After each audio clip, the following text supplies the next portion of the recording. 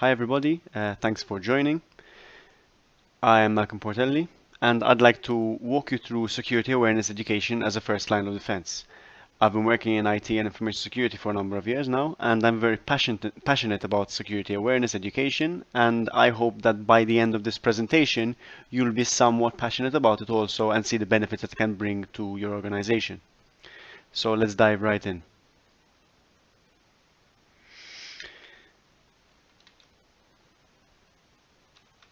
So a little bit about me. As I said, I'm Malcolm Portelli. I'm from Malta, born and raised here, small island in the Mediterranean, part of the European Union. I've been working in IT in general for over 15 years now.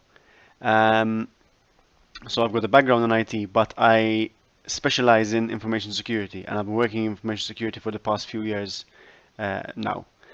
My current work focuses on web technology in general, uh, and also the iGaming sector, which is where I currently work.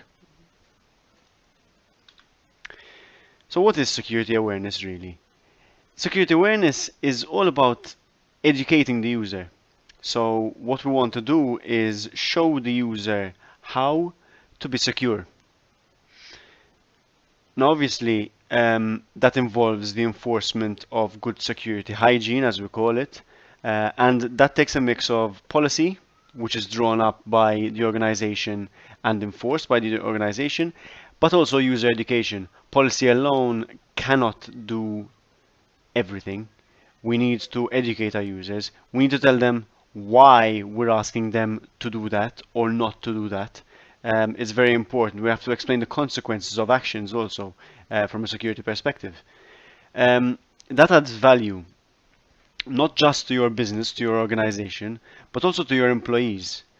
Essentially, security awareness shows that you value your employees because you're teaching them something. You're teaching them how to be secure, not just at work, but also at home.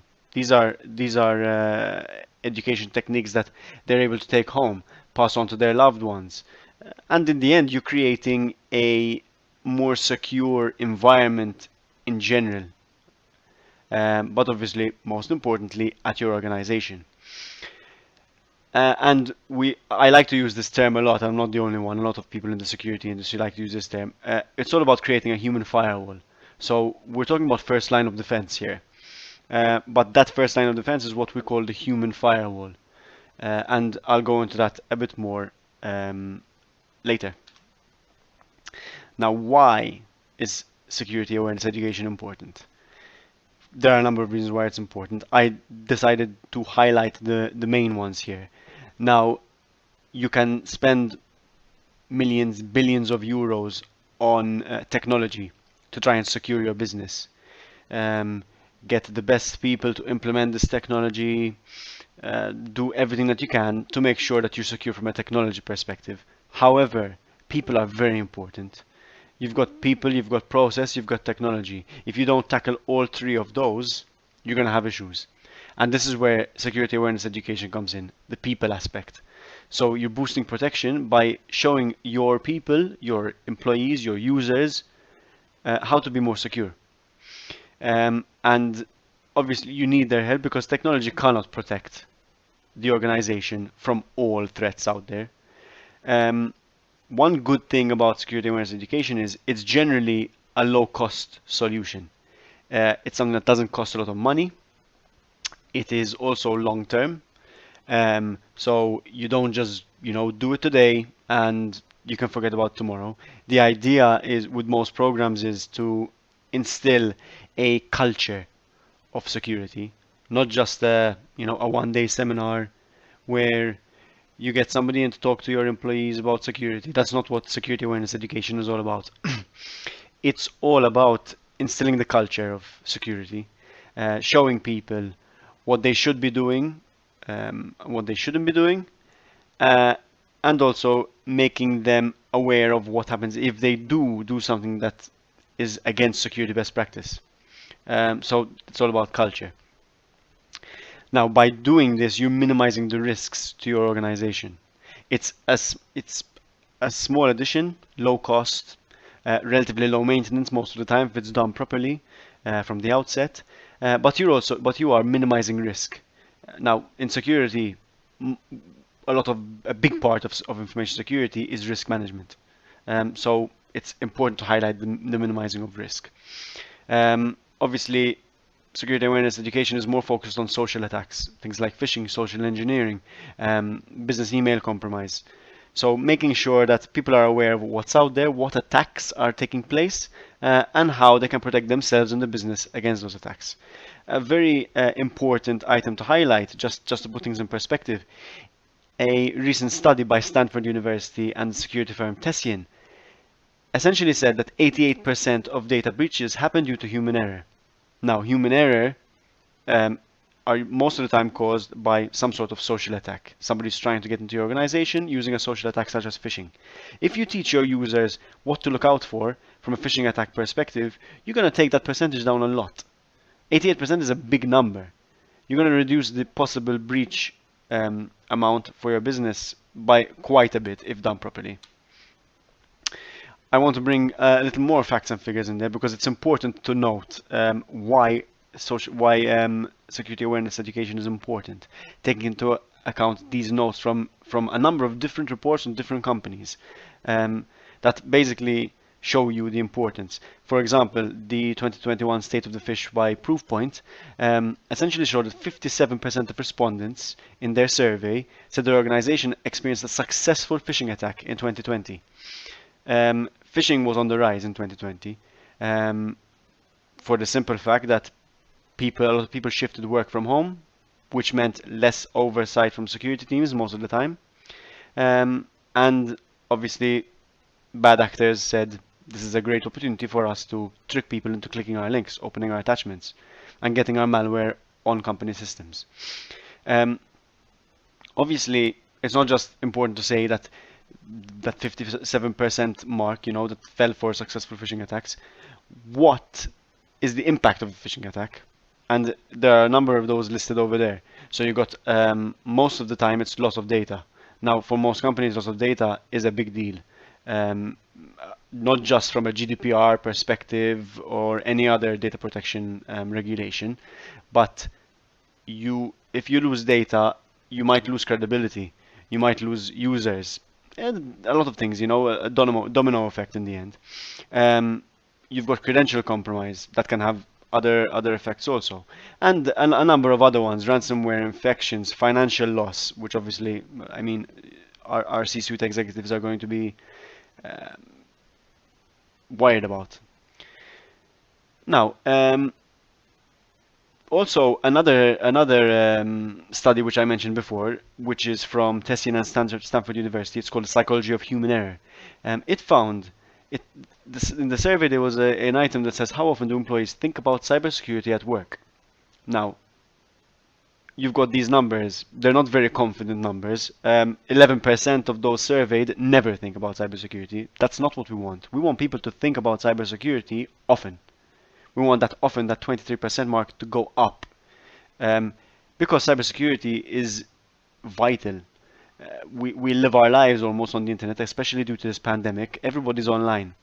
So people need to be aware of how they can keep themselves safe and how to keep the organization safe. Some more facts and figures, monetary, for any of you CFOs listening or anybody else interested in financial loss. So the global average cost of a data breach in 2020 was 3.5 million euro. Obviously, there's only debate, that's a lot of money. Now, just introducing employee training, which essentially is what security awareness education is about, can reduce this cost by 216,000.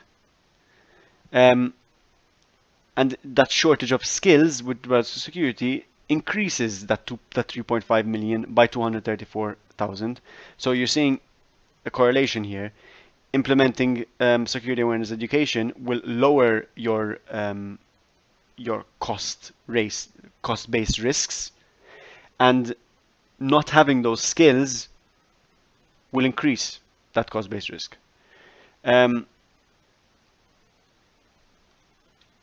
And now I want to go into a bit more about how you can implement it, what a successful strategy is like.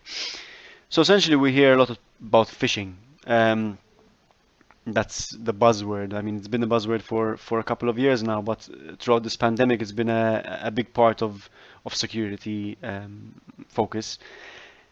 Security awareness is not just phishing. We don't want to just teach our users about phishing only. We want to teach them about everything. Physical security, passwords, mobile security. Everyone's on their mobile nowadays. Wireless network security. Working from home and implementing good security hygiene at home. Because people are working from home, they're using their own network. Some people are using their own laptops to connect to the company network. We need to teach people how to keep their laptops secure, how to keep their home networks secure. And security awareness education, takes bits and pieces from each and every of these different subjects. Now, successful security strategy. I mentioned this before. People, process, technology. Ideally, you tackle all three of these. You need to tackle all three of these for a successful security strategy. Security awareness takes care of the people part mostly. It does delve into process slightly, but it's mostly focused on people.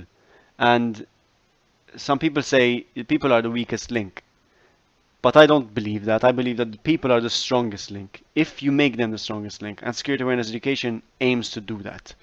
There's no use in spending millions, billions of euro on technology if you're not going to focus on your process and people. Now, we're going through a pandemic right now, COVID-19. I cannot not bring up the correlation between security awareness and COVID-19. Like I said, many people are working from home now, and there are gaps in people's security knowledge, which don't help, because you want people to be able to secure their own home networks. You want people to be able to secure their own laptops if they're using a personal laptop, which some people are. I know of people who are using personal laptops to connect to their corporate networks, not at our organization, but at other organizations. And security awareness ensures that people are prepared for this work from home. I mean, now we've been over a year working from home in most places around the world, but it's still important to focus on getting people the knowledge that they require to feel safe. Something to take into perspective, for example, another figure. I like using facts and figures because they bring things into perspective. During the COVID lockdown, the beginning COVID lockdown, the first one, there was a 667% rise in spear phishing attacks, which are focused phishing attacks on usually on executives or people in the finance department, HR, people that they can target for information, people that they can target that they think will click on links, that will open attachments. That's a huge rise because obviously criminals see that now is a perfect opportunity to take advantage. And that is why we need to implement security awareness education to give us the upper hand over these bad actors. So how are we going to implement security awareness education? I'm highlighting three main items. So you've got external training and consultancy, you've got security awareness training platforms, and you've got internal training sessions. Those are the main three, in my opinion. There might be others, but these are the main three I want to focus on.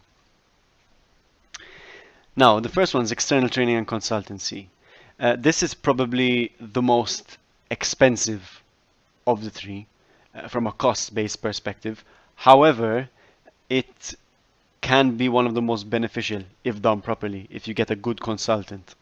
And essentially what it takes is you're contracting a specialist, somebody who specializes in information security awareness education.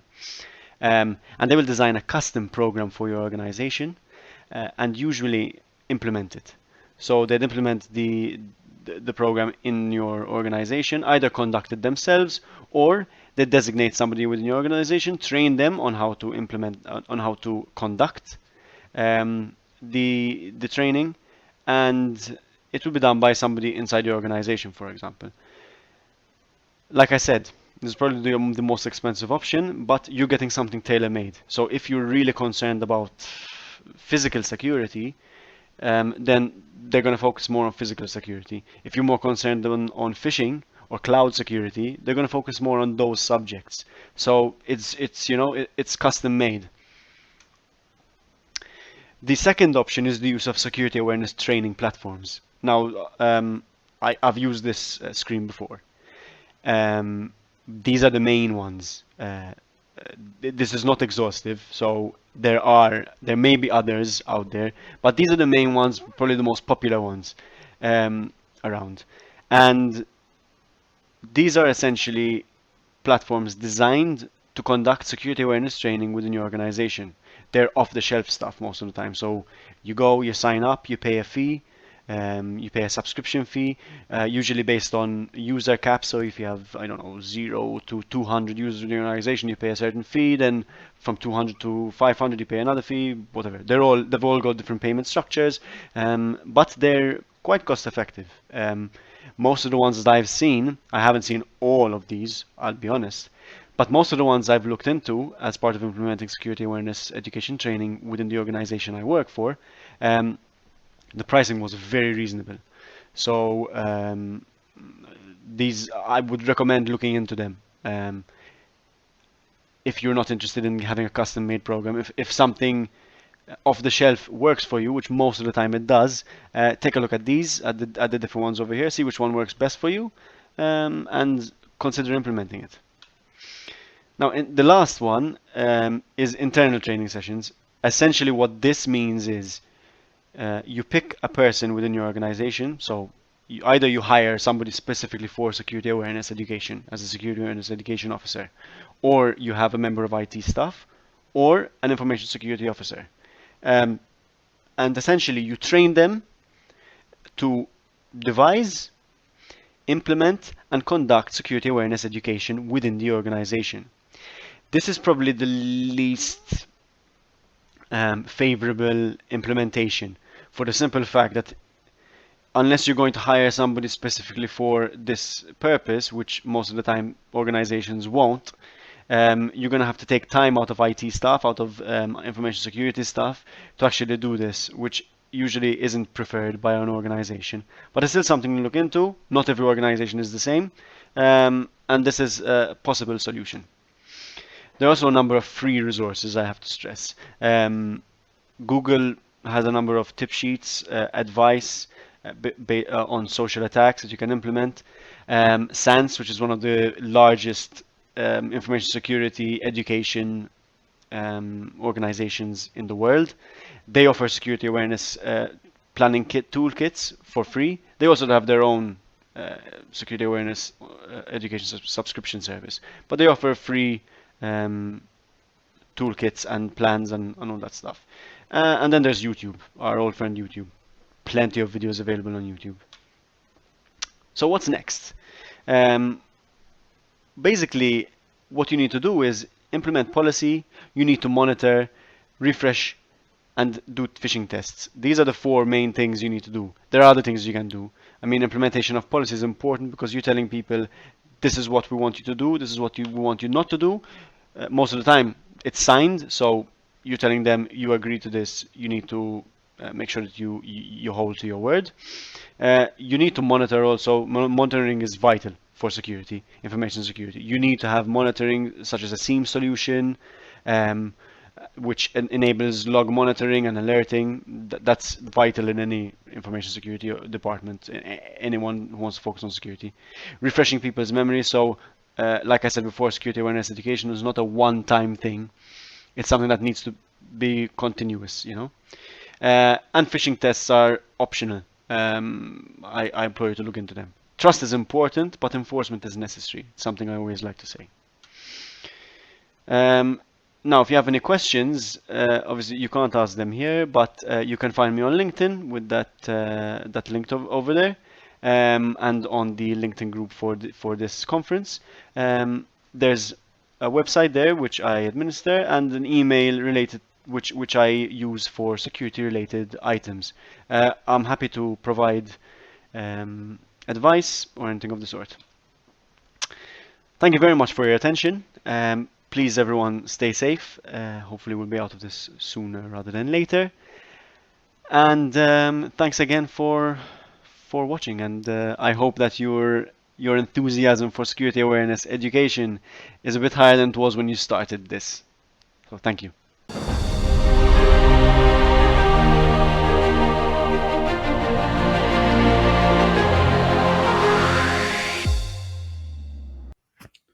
Hello, everyone.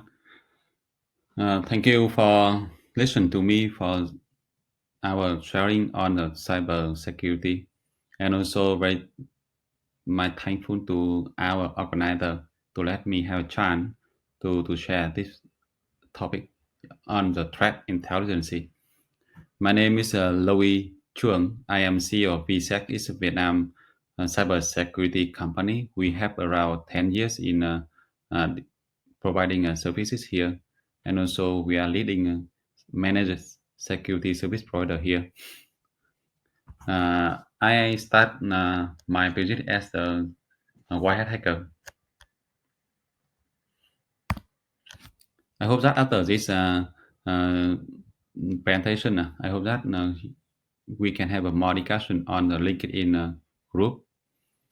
Okay, so we start with the pandemic situation. I believe that COVID-19 is still bad in many cities and also countries, and in some place still have lockdown and social distancing.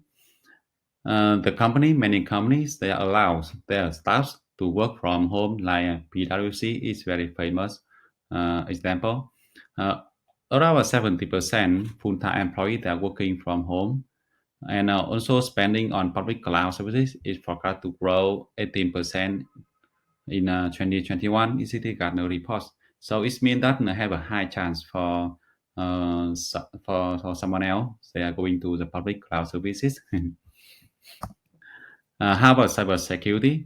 The data consumption is grew more than 30% in 2020 compared to 2019. What's the meaning of this company? It means a lot of people, a lot of staff or users, they are moving to the online, to the cloud for their work or for their daily activities. Around 47% of individuals phones for a phishing scam.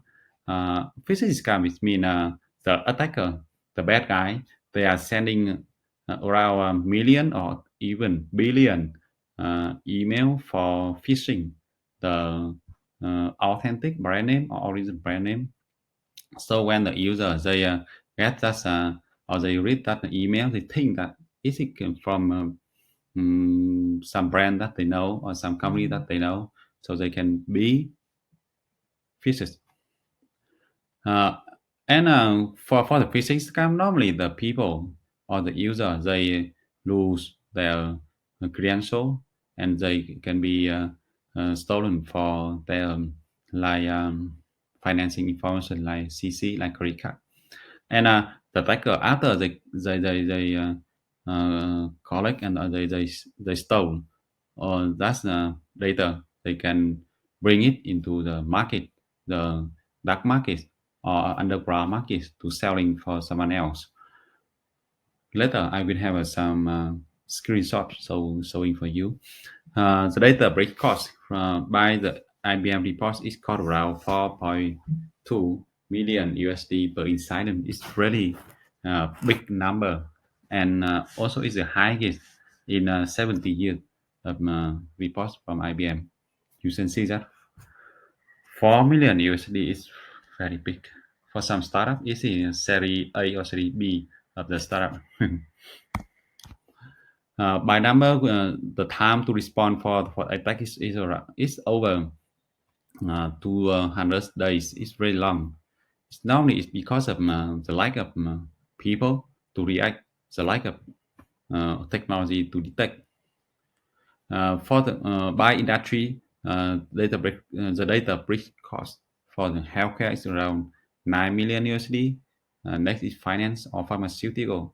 This is very understanding easily because you can see that the pandemic happened, so that most of attackers they are using the information or something related to the finance or to the health.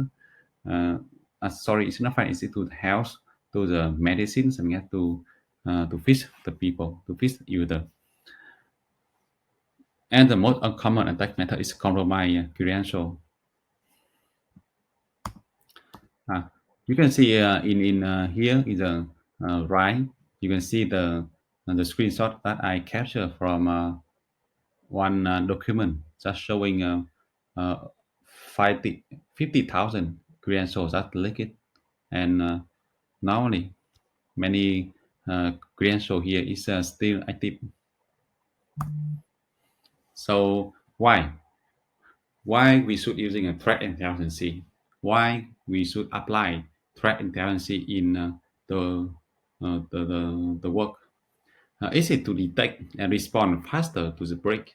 Like in the previous email, it said that previous slide, it said that around nearly it's almost three uh, 300 days to respond for the attack. So threat intelligence have to detect and respond faster. So data or the threats are selling in the black market or in the discussion channel like Messenger, Telegram, and Viber. And if we detect it faster, so that we can have a chance to react it faster and to fix all uh, all the exploit or all the vulnerability faster. Also to have to reduce the supply chain attacks. Supply chain attack is very modern way to attack right now, and it's also very complicated to prevent. To let you know, like Microsoft is also or SolarWinds is also the victim of this kind of attack. And the last one is help you to always be updated to the news. It's help you to reduce the time if you can update with the right news, with the inside news on the cyber threats. How you can yeah, using a threat intelligence or how you can apply it into the reality. Normally the threat intelligence have three components. The first one is data collector. It also have a digital asset collection. It means it collects the assets of your company. It's like it can be your IP address, it can be a domain name, or it can be a brand name, or many other information or data that belong to your company or organization. The next one is crawl the data from multiple sources. It collect from forum, website, or attack reports. Attack reports mean some reports from a cybersecurity researcher just showing the attack or analyze the attack or malware. It also helps you to pull or push data to and from other security partners. For exchange, the trust is very key to protect our community. Because when you exchange the trust or exchange some evidence to the community and get it back to you so that you can have a chance to detect it faster than. And for the data is collect from multiple sources and it's very huge, very enormous information. So you have an engine to analyze the data and build the asset information. So that is the second component of the threat intelligence. This engine also matching the information, matching the data with the threat that related to your company. It's very it's really meaningful uh, component. And the last one is the presentation. It's very important uh, component to showing up the data, to showing up the information, to show how the data or information relate to your company. And it's not only for technical team, it also for management team to have an insight in the threat of the company. Later slide, I will show you some UI for giving example. Threat intelligence can be cloud solution so that you can apply right away. You apply as it is. And if your solution, if your the company or your organization is very big, so that you also can prefer for on-premise, so that you can set it up in your uh, company environment. For threat intelligence is own way on technology. It means it's running 24/7 and it's run the, all the time to collect the data, to build the information, to connect that information to your data assets on and notify to the right people when something happen or like some post on the dark market or some evidence in the malware that's showing in the internet. That belong to your company. And it also have a machine learning engine to analyze animal data. And also for threat intelligence, you have a or you can hire a response team, the skilled response team to help you react when you when they get or when they read that threat in the threat intelligence solution. This is very important because the people or human always is the center of anything.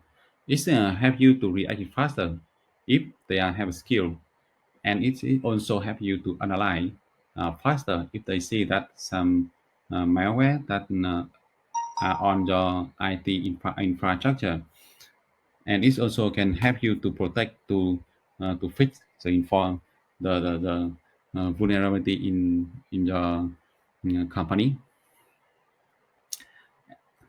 Last but not least, today is the information age, and you see that the information is come in the internet in many ways, and it's also very complicated, and it's a variety thing to say.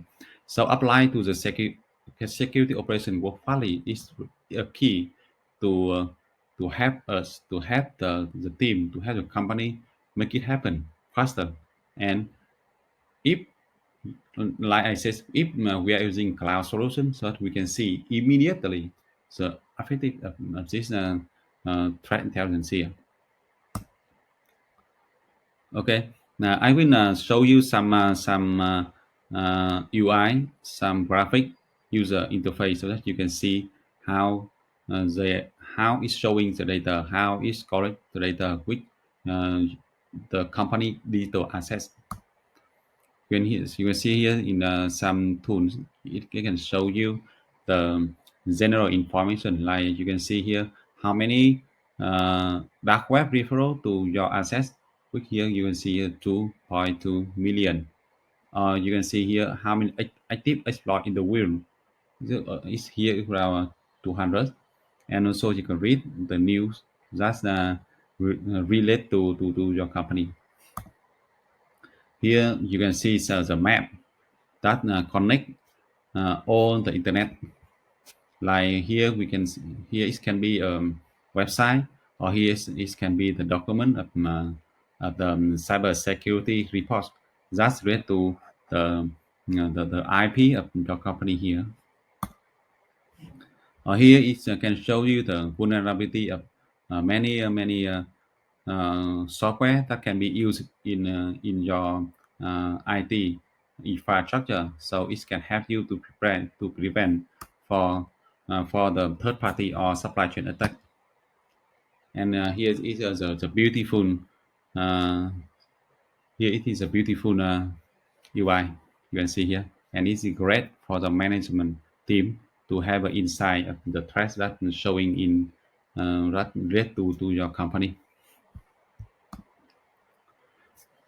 So last slide, I want to tell you how you can using a threat intelligence in your real world uh, or in your company. So the three things here, but the first two things is close have a close relationship. Is a incident response and security operation. Like I said before, uh, it helps you to detect the threat earlier, so you can have a team for incident response. You can do the investigation to let the technical team see how many device is affected by like ransomware or like malware, so that you can have a security operation team to fix it, to uh,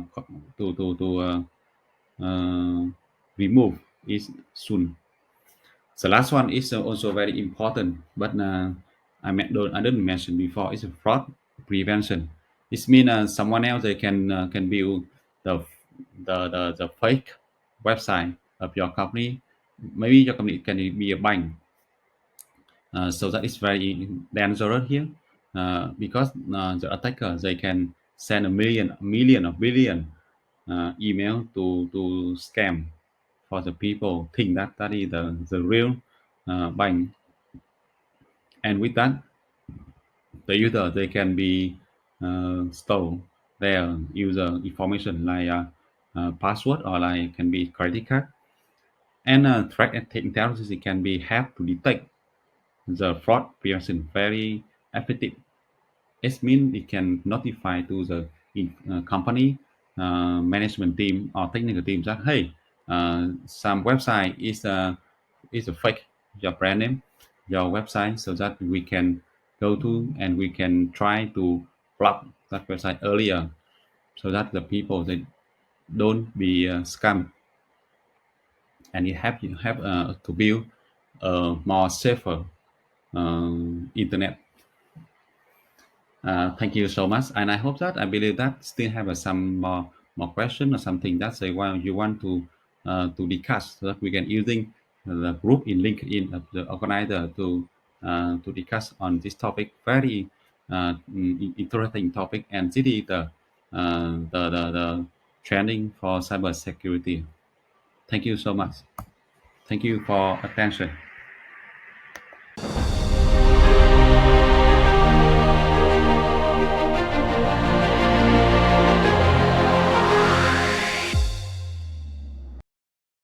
Hello everyone, my name is Felipe Pires and today we're gonna talk about threat hunting, practical proving in a creative way like a detection and efficient testing in a security sensor. So today my idea to bring you some different thoughts about the threat hunting, right? So here my contact on social medias, I have here my webpage.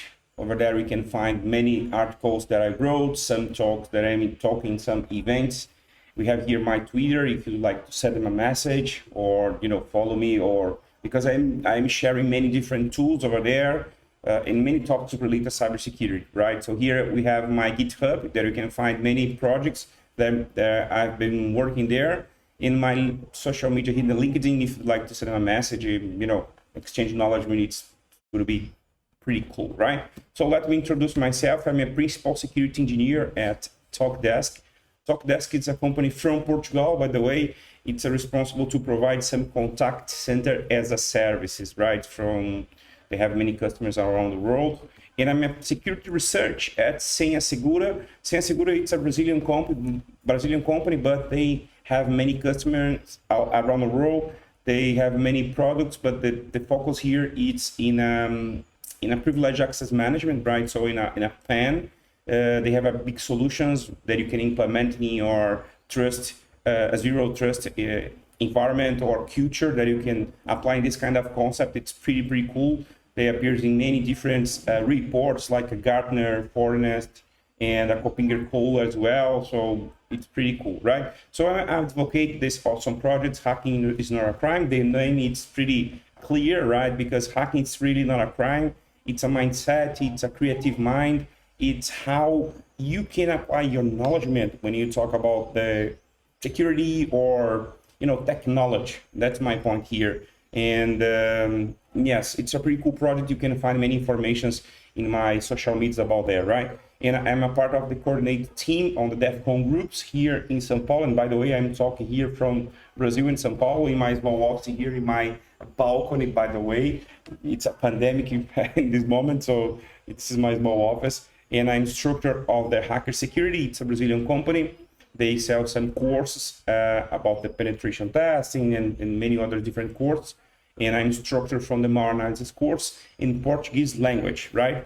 And I'm a instructor and writer and reviewer from these three magazines, Pentest Magazine, Hack90, and A Forensic Magazine. And by the way, I record a course of the malware attack hunting based on CyberQ chain. Here in Pentest Magazine, you can find there this course, right? So, some information about me, right? So this is our summary during this day. So first of all, I would like to explain more about who is a threat or what is a threat, or just to put all those people on the same page, right? So I'd like to talk about the brainstorm, what is exactly APTs, and change your mind. This is my idea to bring you. And about the Thor's Cybersecurity Labs. Thor is acronym. It means threat hunting offensive research, created by me. By the way, I have this I have a company, this name Thor, it's a threat hunting offensive research consulting, right? In the end, I have some questions, okay? So what is exactly threat, right? So it's not my definition, guys, it's definitions according this ISO, right? So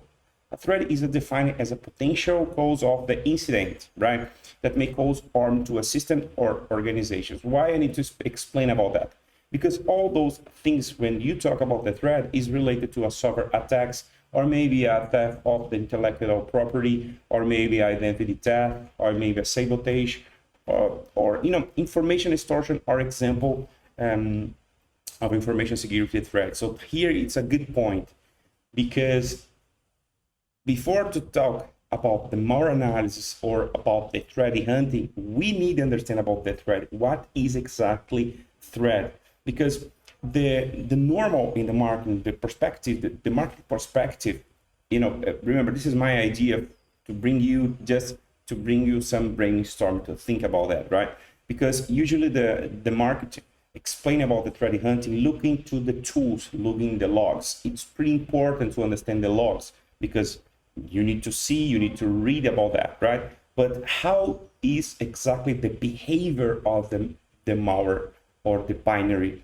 That's my point here to you, to bring you this idea and to try, to give you this thought about the attacker mindset, right? So as a result of this threat, is all those things, most of the organization chose activity threat hunting practice to defend their organization from the network unknown threats. But the point is, first of all, we need to understand what is exactly a threat or known threat. Because when you learn about that, you can improve your knowledge and you can, grow your hacking mindset, right? So let me bring you some brainstorm about that. So when you talk about the threats, usually the markets talk about when you need to study about the malware analysis or cybersecurity or offensive security or defensive security, stuff like that. Usually the idea is working with a SOC team, working in a defensive team, working in a blue team, or maybe try some initiative like a purple team, or maybe a offensive team like a red team, right? But when you understand what is exactly a threat and how works threats, known threats and unknown threats, you can work with the research of the threats, right? Because this name is a security research. You have many different ways to using this. You can invest, you can make a research with malwares, web applications, and IoTs, and different perspective, different ways, different ways that you can study about that. So my idea is you can work, when you understand how the threats works, you can work with a research of the threats. You can discover a new kind of attacks, different techniques used by the attacker. You can providing the team that you worked in your organization with a proactive line of defensive against advanced threats like advanced persistent threat, and I will explain more about that. That's just a simple definition, right? And you can using this idea in offensive techniques, because when you study about the threats, when you're learning more deeply, you can understand, you can learning about how the offensive techniques used by the attacker, right? And you can work with the vulnerability research. It's another way. When you talk about the security research, you can work with the development of the exploits. In this case, you need to have, of course, the knowledge with the programming language, because you need to develop something related to exploit. It's a part of code using to explore the vulnerabilities, right? You can work with the reverse engineering. It's another part or another technique using the malware analysis steps, or maybe in a research team focusing in the malwares, right? You can work with the intrusion detections and understand how this works and provide the intelligence with the intrusion detections.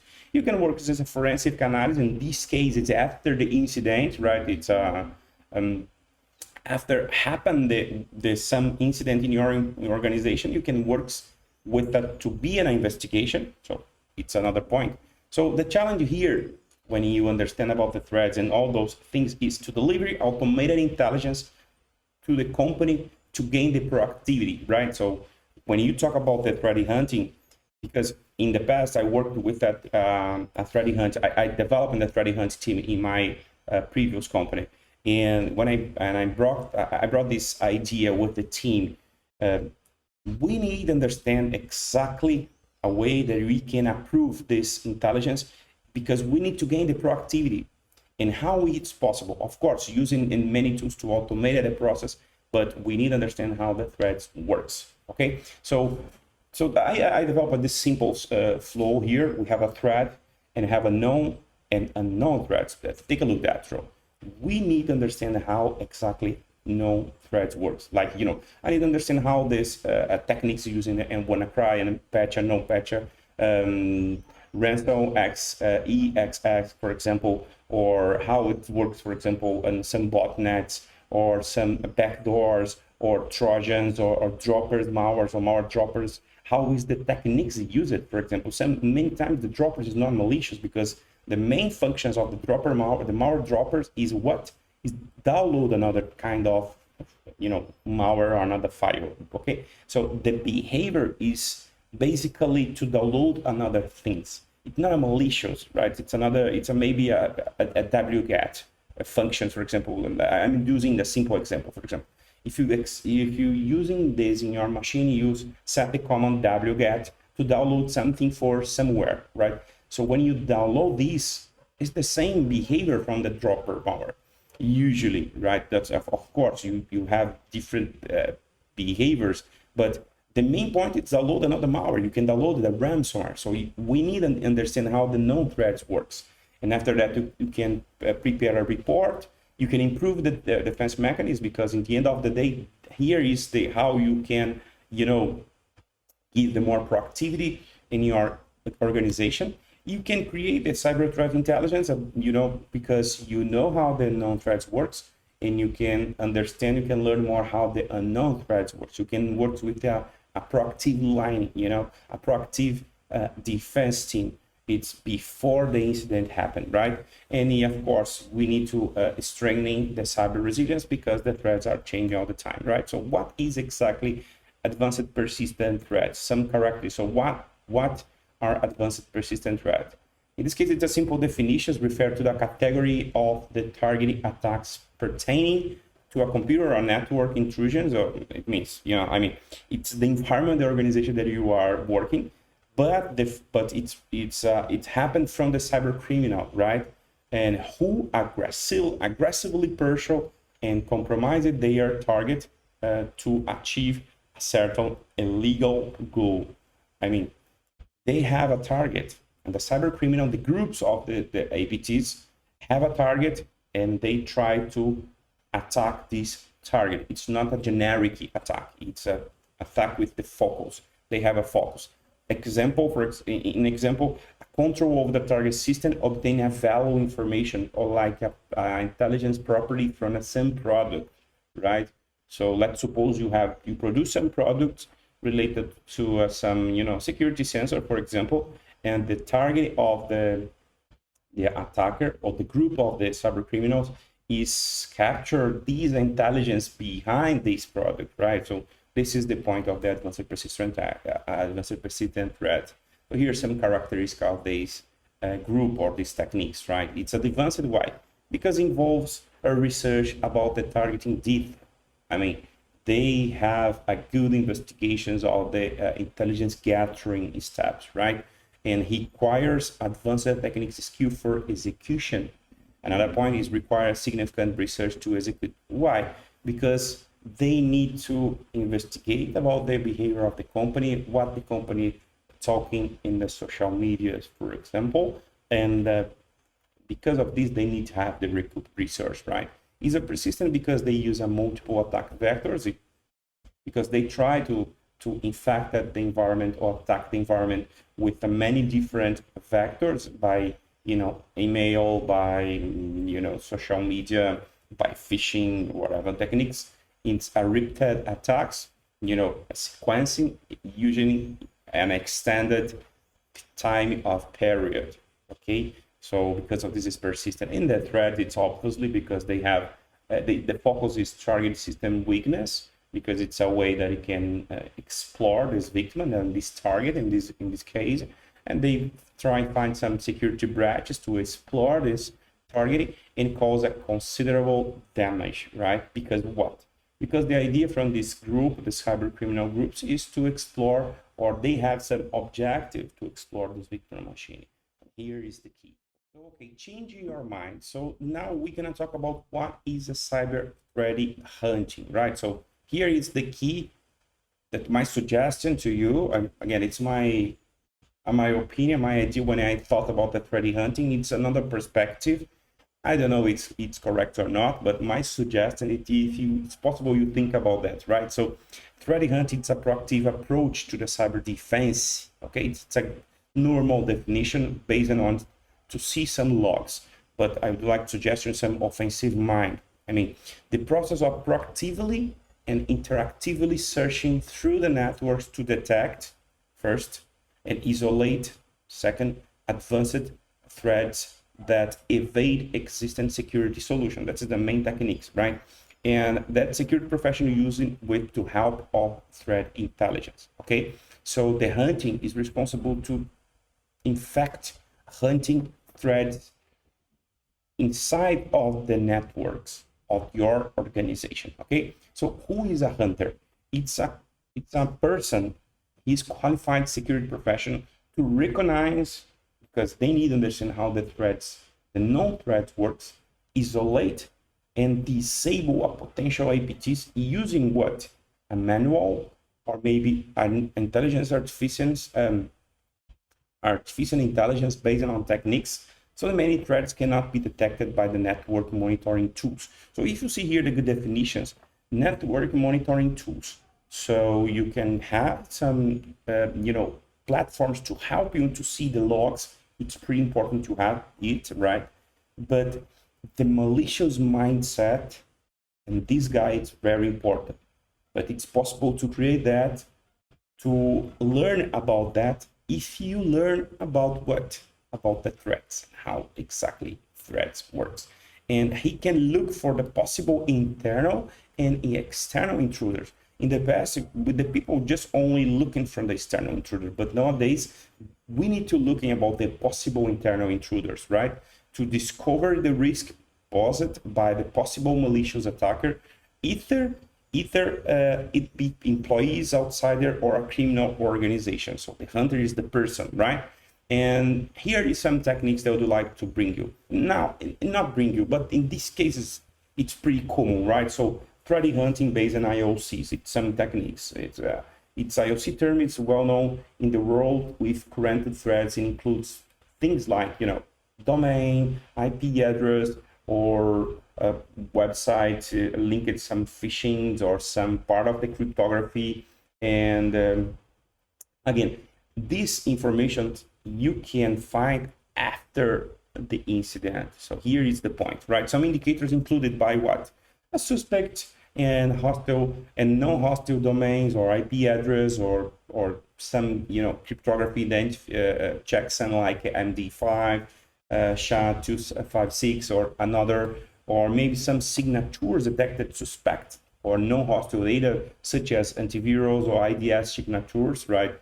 And some data related to the potential exploitations of the vulnerability exploit, like related to some CVE, usually related to some IDS signatures, or maybe using some tactics, techniques, and procedures, the famous TTPs, associated with some suspected or non-hostile events or data, such as some unauthorized instances like a Mimikatz or another different platform used in your environment, but usually is related to a post-incident and after the incident, right? So already happened the incident, already happened the exploitation, already happened the ransomware in your environment, okay?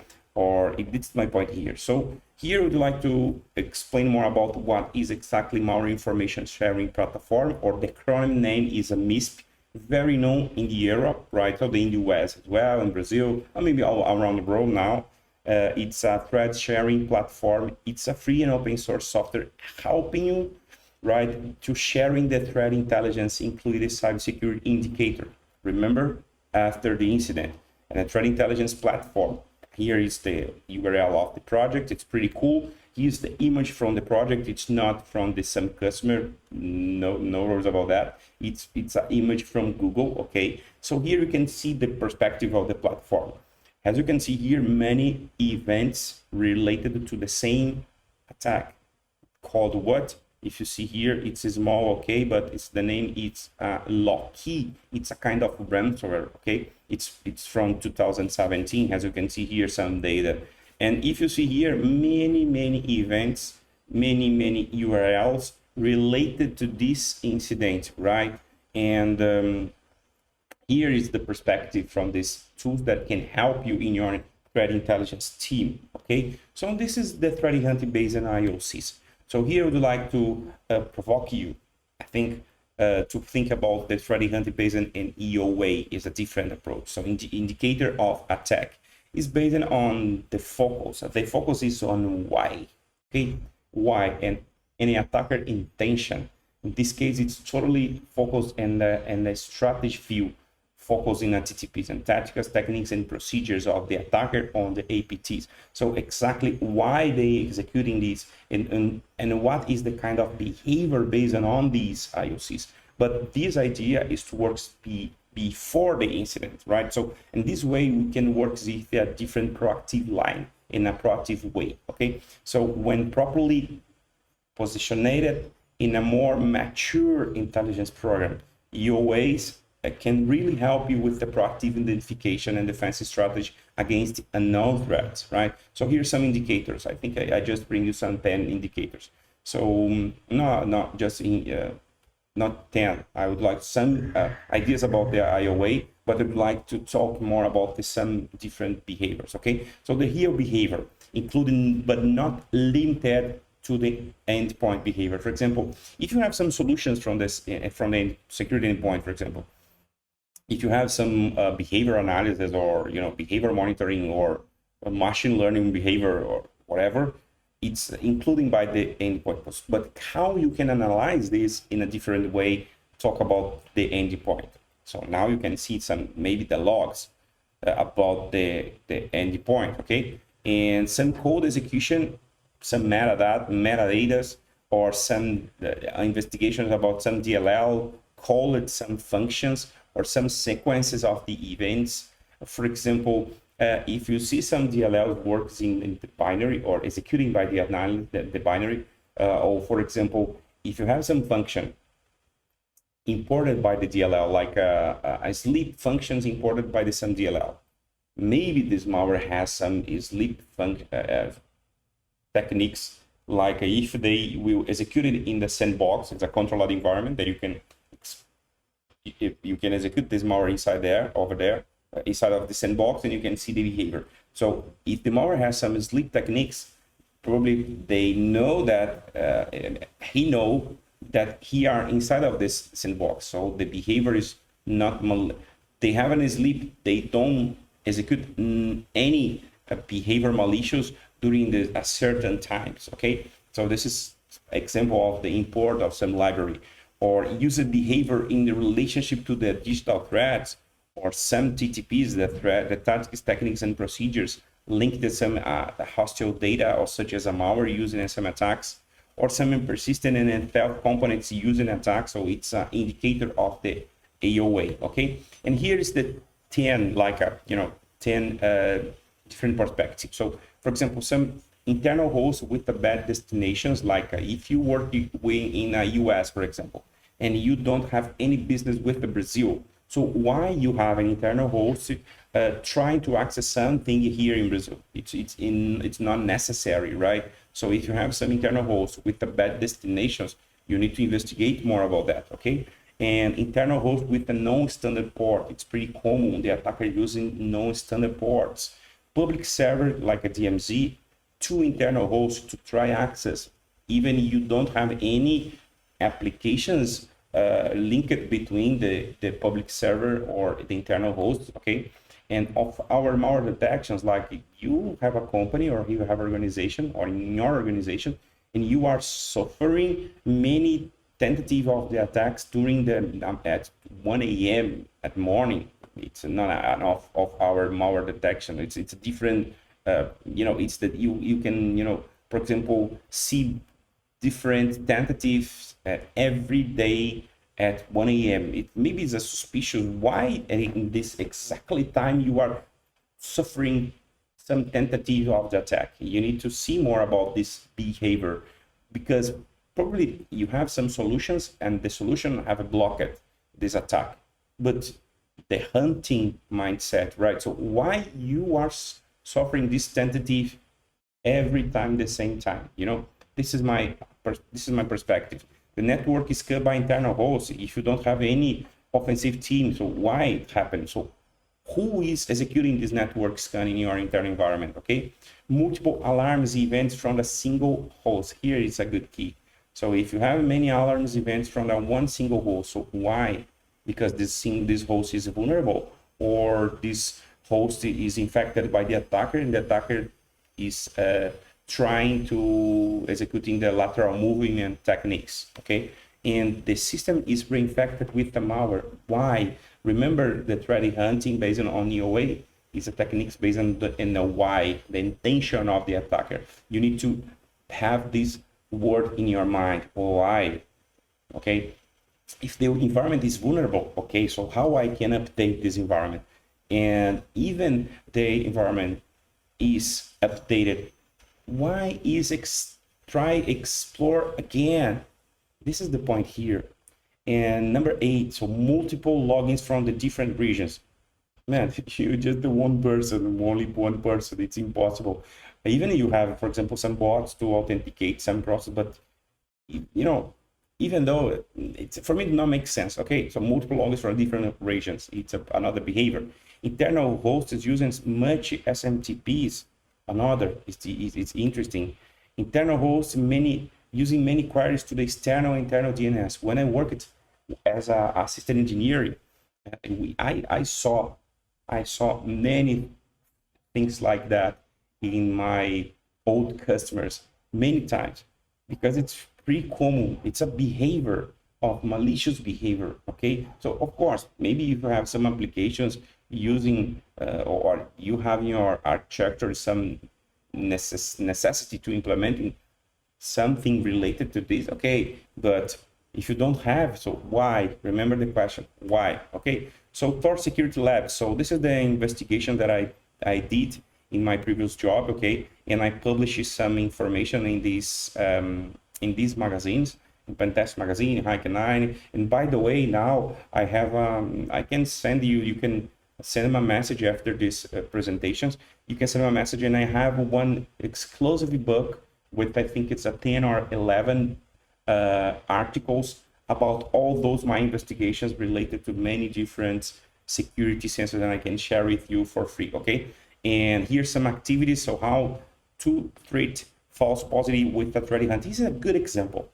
It's an awesome example. And this is just to explain about this example because it's related to IOA, okay? And I always receive in my company, when I worked in that time in Zup Innovation, I saw in the cyber reason solution, this is a cyber reason solution, and I saw many alerts from the MALOps alerts, okay? And the MALOps is an incident that open a ticket in my blue team, and opening a support ticket at a cyber reason global research, open a ticket at the support team from cyber reason. I mean, it's open ticket in two different teams, in the customer and the vendor, okay? So the action, because it's a MALOps, it's a malware operation, it's a more necessary. In this case, this example, they need to investigate more about this incident.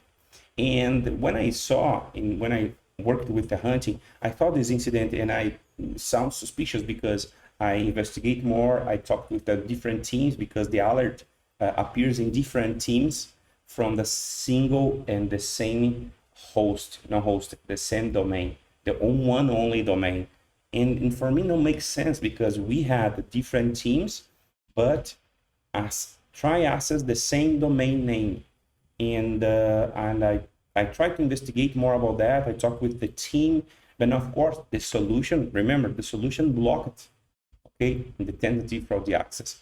and I investigate more about that. I made an investigation with this URL. I use an antivirus scanning. I try to download something, and in the end of the day, and after the investigation, all those details are here in this article. By the way, these articles are in my GitHub, okay, in my threat hunting folder, and you can find all those details. But the simple explanation is it was a false positive, and I submitted this a global intelligence team from the cyber reason, and they changing the engine, they changing this URL because this URL is on a blacklist, and they have a bad impact in the many customer because they receive many alerts from the same, DNS, the same DNS, not the same domain. And after that, they changing its advertisement web page, but the website don't have any suspicious, malicious, any malicious thing. So you can imagine how many open tickets they received from the many customers around the world. So take a look. This important is the investigations from this. Okay. So here are another different actions that I did, and I would like to make a demo to explain more about my idea from the different perspective. Okay. So here is the demo. Okay. Here is the solution from CrowdStrike. It's not to explain more what is the best solution. In my tests, in my execution test, the idea is not to prove you what is the best security sensor, just to explain how you can work with a creative mind to test your security solutions, right? So executing these in your environment to, in fact, to prove the solution, okay? Because of course, I already worked in a security vendor, worked in a Trend Micro in 2015. So I know what is the approach for many different security sensors, but you need to prove your security sensor. So here the configuration I install in the Windows 10, and I apply all those best practices, right? So let me explain more here, and I apply all those policies in aggressive mode, as you can see here. Enable in a cloud detection, machine learn, enable everything as you can see here. And here it's aggressive mode, by the way. Okay, so exactly is the recommendation from the CrowdStrike, and this is my idea here, just to explain about how this works. So the point is, I will download many malwares. That's the action. I will download many malwares from Malware Bazaar repository. So over there you have many real malwares. So I download this real malware in the environment from my lab, okay, to simulate this download from the victim machine. So here just explain how this works in the installation process, so how you can install, and let me go to the end of this presentation. Okay, so first of all, let's see here. I download here 34 items. Here we have many malwares, real malwares, okay? We have here more than 30 malwares in this environment. So the action is I will extract, okay, these many malwares in the environment, and after that I will have more than 30 malwares, real malwares, in my environment. The point is, if you have a security solutions installing this environment, as I have, okay, and the engine or the security engine from this security vendor, based on the signatures, needs to work. Okay, this is the first example. So after that, if you see here, I will extract here the file, and after that, the engine needs to work, because I have here many malwares inside of my environment. So this is my first tentative.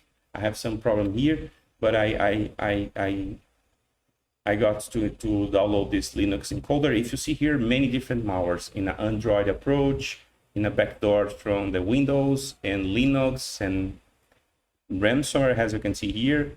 So, and after that, as you can see, I am downloading many malwares, real malwares in my environment, not a suspicious malware. It's a real malware. It's from the zoo repository, okay? So it's totally, if you put this malware in the virus total, for example, all those happen like a malware, okay? So after that, no one malware, it was blocked or detected by CrowdStrike. So it's complicated from my perspective, because they don't work with the signatures. But now I think they works. I don't know exactly, but when I execute this test in 2020 or 2020, as you can see here, they didn't work with signatures. The second test that I made here is to copy all those folders, all those malware. So I'm showing you the malware is inside of this Bitmer machine, as you can see here in this demo. Okay, so we have a malware. So imagine if the customer download the malware in your environment, in their environment, so they will have many malwares inside of the Bitmer machine. And of course, I reported all those information to the CrowdStrike, and the answer is not so good when I receive, unfortunately. But okay, it's another problem, you know, that I will don't mention here. But I explain, I open the support case, I try to talk with the many important person or people inside of the CrowdStrike, but yeah, it's another conversation, okay? So I am opening the folder, and to show you the configure, it's pretty known malware, okay? And as you can see, we have many malwares in this environment. This is the first. The second test, I will copy all those malwares, and I will copy and paste in another folder. Why? Because I'm simulating here the manipulation of these malwares in the same environment.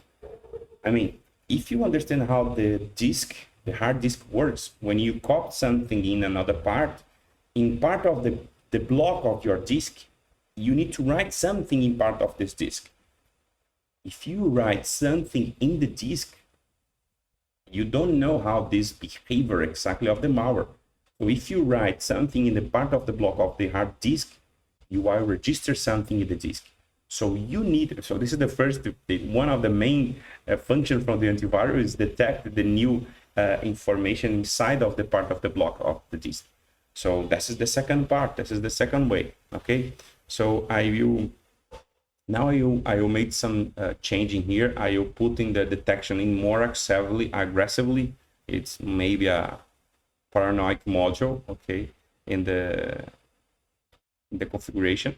And after that, I copy all those files here, as I explained you, and I passed here in the new folder. So now I have another register in the part of the disk. So again, nothing happened in the environment. All those informations I have inside the machine. I mean, so now I have twice a number of the malware in different directory in the same machine. You can imagine many malwares inside the Victor machine, and the solution didn't detect. When I talk with the the CrowdStrike, they telling me about this. Our solution doesn't work with signatures. Our solution only works with behavior. So you need to click in the malware, and after that we'll block the solution. We'll block the malware. So I was wondering about that. So okay, it's it's another perspective. So I'm taking a snapshot because I will execute the malware. Okay, I will execute the malware in the environment. So I will take a snapshot because it's important. And after that, I will try execute something. I will start to executing the ransomware to see the behavior. Okay, and if it makes sense, what the explanation from the CrowdStrike. So the first tentative, it was blocked. So thank you God for for this action. It was blocked. So okay, so thank you. And the second tentative, it's in a crypto wall. It's another ransomware. It's a binary. It's just a malicious binary. So I need to change in the extension because to to the binary to be executed in the environment, they need to have some DLL using this binary to execute this.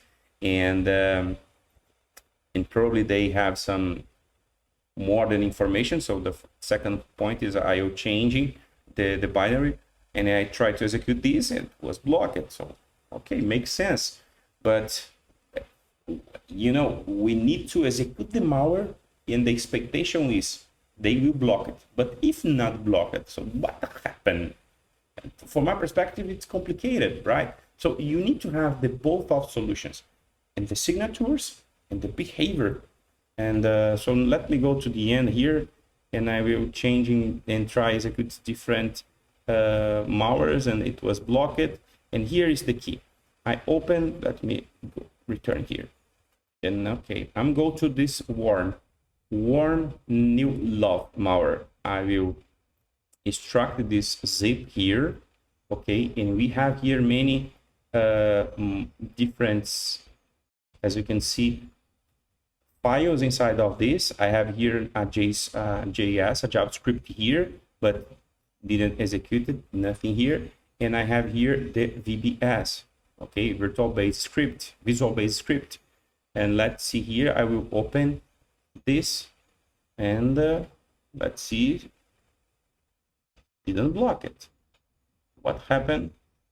And if you see here, take a look this, the CPU. Take a look at the CPU. It's too high. Something happened in the background, but I don't know exactly. So here is the code of the malware. So okay, so they call, as you can see here, the Windows script shell, they execute this. So let's see, here is some information about the visual base script, okay? And if you go to the end of this malware, take a look what happened here in the end of the action. Okay, in function create extension, type extension doc, XLS, MP3, text, JPG. I mean, they, if you see here, the code, they change, they pick up this extension, all those extensions, and changing these extensions for what? For a new extension, doc VBS. I mean, it's a malware in visual base script that's changing your files. It's the similar behavior from the ransomware, okay? So I am executing something here. I have a sensitive information here, because of this it's not appears to you, okay? And I looking more deeply here, and take a look at this. The CPU is too high, and if you see here, they will executing some Microsoft Windows based on unscripted hosts. Take a look at this. There's a function executed by virtual base script called by this process. I mean, I execute the malware in environment and didn't attack. So something happened. Take a look at this. The CPU is too high. I mean, the engine didn't detect this behavior. Okay, so I am, and that time I didn't know what happened, but I was thinking something it's happened. Okay, so I'm trying to open another image to see what happened, and if you have some malware. And let's see here, let me go there to see another malware. Okay, okay, no, it's pretty important. So take a look at this. So here we have a message in Portuguese. So you have the file waiting to be recorded at the disk. I mean, so something it happened in the Windows Explorer, okay? And I click here to see what happened, right? Because something it happened and work and waiting to happen in my environment. So when I click here, take a look, they open something related to some ISO or some auto run. And take a look at this, the desktop doc VBS. So it's assimilated to another disk open in the environment, okay? Executing from this malware, okay? But again, the same case, the same alert, okay? You need to record something. So I didn't click anything, okay? Because I didn't know what happened in my environment. I just click in the virtual base script, okay? And this, I just click in this malware. So I'm waiting what happened. And the second action that I did is, I don't know if the engine works. I'm opening another malware. Let's see here. Okay, I will try open another malware. So let's see here. Now let me return here. Okay, I will try open another VBS Carnival, another malware. I try to click this in this VBS, but take a look, this is the problem. Something, it's error. Why? Because I'm already executing this VBS. So it's I'm trying to execute another malware using the same virtual base script. Of course, it didn't work, okay? But I'm trying to see some information here. It's some in cryptography informations, okay? And I was wondering what happened in my environment. So let me try executing another malware here in the executable. And when I try to execute this malware, take a look at this. It was blocked. I mean, the security vendor, the security engine from CrowdStrike, it works because they block it, okay? They block it. So, but something it happened in the virtual base script. So here we have another executable. I need to change the extension to try execute this malware here. I will change here the extension to try execute to see if the engine it works, okay? Take a look at this. I'm changing the extension and I'm changing here the exchange as well. Yes, and after that I will click in the malware to see the behavior. But however I'm executing, take a look at the CPU. It's continue to high. Something is happening in the background, but I didn't know what happened. So I tried to execute the first malware and it's a Trojan. It was blocked. I tried to execute the second one here. It was blocked as well. And by the way, it's cleaned by the CrowdStrike. I mean, the engine, it works, but didn't detect one of these malwares in the VBS script. And take a look what happened now. The extension were changed. Take a look if I return here in the malwares, VBS. Remember the code? And now my environment was infected, totally infected. So if I open, take a look, if I open all my folders, it was infected. So I have a big problem now. Take a look at this. It's totally infected. Question, if you have any questions, so please let me know. I hope this conversation should be useful for you. Again, remember that you have here my contact on a social media. You can send me a message by Twitter if you'd like to have the access to the free ebooks. Okay, send me a message. And thank you so much for being here with me during this conversation, and see you in the next event.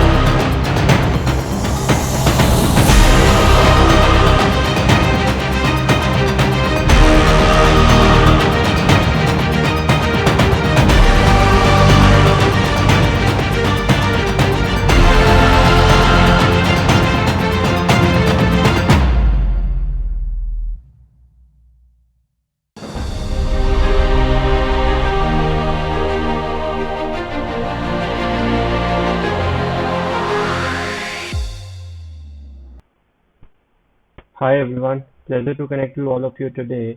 My name is Sapendra Dev, I'm founder and CEO of SecureBlink. So in today's session, we are going to talk about the future of application security and what are the key challenges which are faced by the organizations. So let's start with the agenda. So we'll be covering up the topics which are related to what is application security, why the application security is important, the type of application security, the common application security flaws, and what are the application security tools which has been used by an organization, then what are the key challenges which are still in organizations are facing in terms of application security, and the best approach the application for the application security, the current and the future one. So let's first start with the what is application security. So application security is a process of developing, adding and testing the security features within the application to minimize the security vulnerabilities.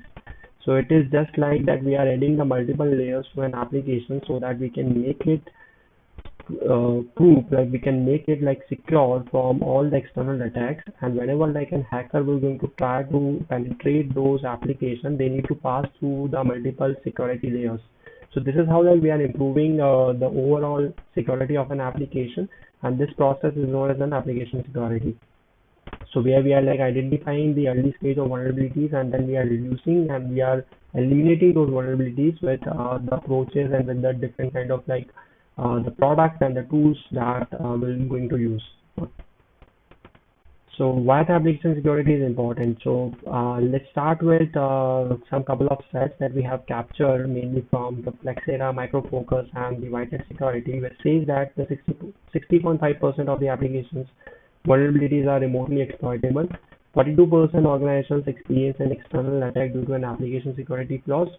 79% of the organizations push the vulnerable code to the production either regularly or occasionally. So this is like mainly taken care by the organizations which are like early stage or which are like in the medium stage, because those in those organizations they don't have any security teams, and maximum of the development deployment work is taken care by only the developers. And if they by mistake push the any kind of a vulnerabilities which are associated in their code, and if they push it in the production environment, automatically it is making them more vulnerable of getting a cyber attack. Then 42% of the vulnerabilities in the applications are SQL injection errors, because even in today's time, a lot of enterprises applications and small medium business applications are using the previous stacks, so they are more prone of getting the SQL injection attacks. Then 83% of the applications are still found to remain vulnerable after the initial scans. Even like if we start with the initial kind of a scan, because scanning is just not the one process. It's just like a very basic process which the company and organization just follow. But after that also like they are again will be remain vulnerable of getting a cyber attack. And 50% of the apps on an average like they found vulnerable because they didn't adopted their SecOps approaches. So this is a trend like a graph that we have created from 2009 to 2020, and which says that shows the rapid increase in the vulnerability, the open source vulnerability. And if you can see like from 2019 2020, there is a drastic change that we have got, because in today's time, the organizations are including a lot of third-party libraries in order to make their applications more robust and to provide the best user experience to their customers. And in order to do that, they are basically following up with a lot of third-party libraries, and which is automatically making them more and more vulnerable of getting a cyber attack. So the top security flaws that we have captured, which has been covered by, reported by the Veracode and CWE MITRE. So MITRE is a framework which is like followed by all the enterprises. And it says that in the common flaws, if we talk about, these are the popular common flaws which have been found in the application. It starts with the information leakage, which is coming up like at 64%, and the cryptographic abnormalities, which is like 62%.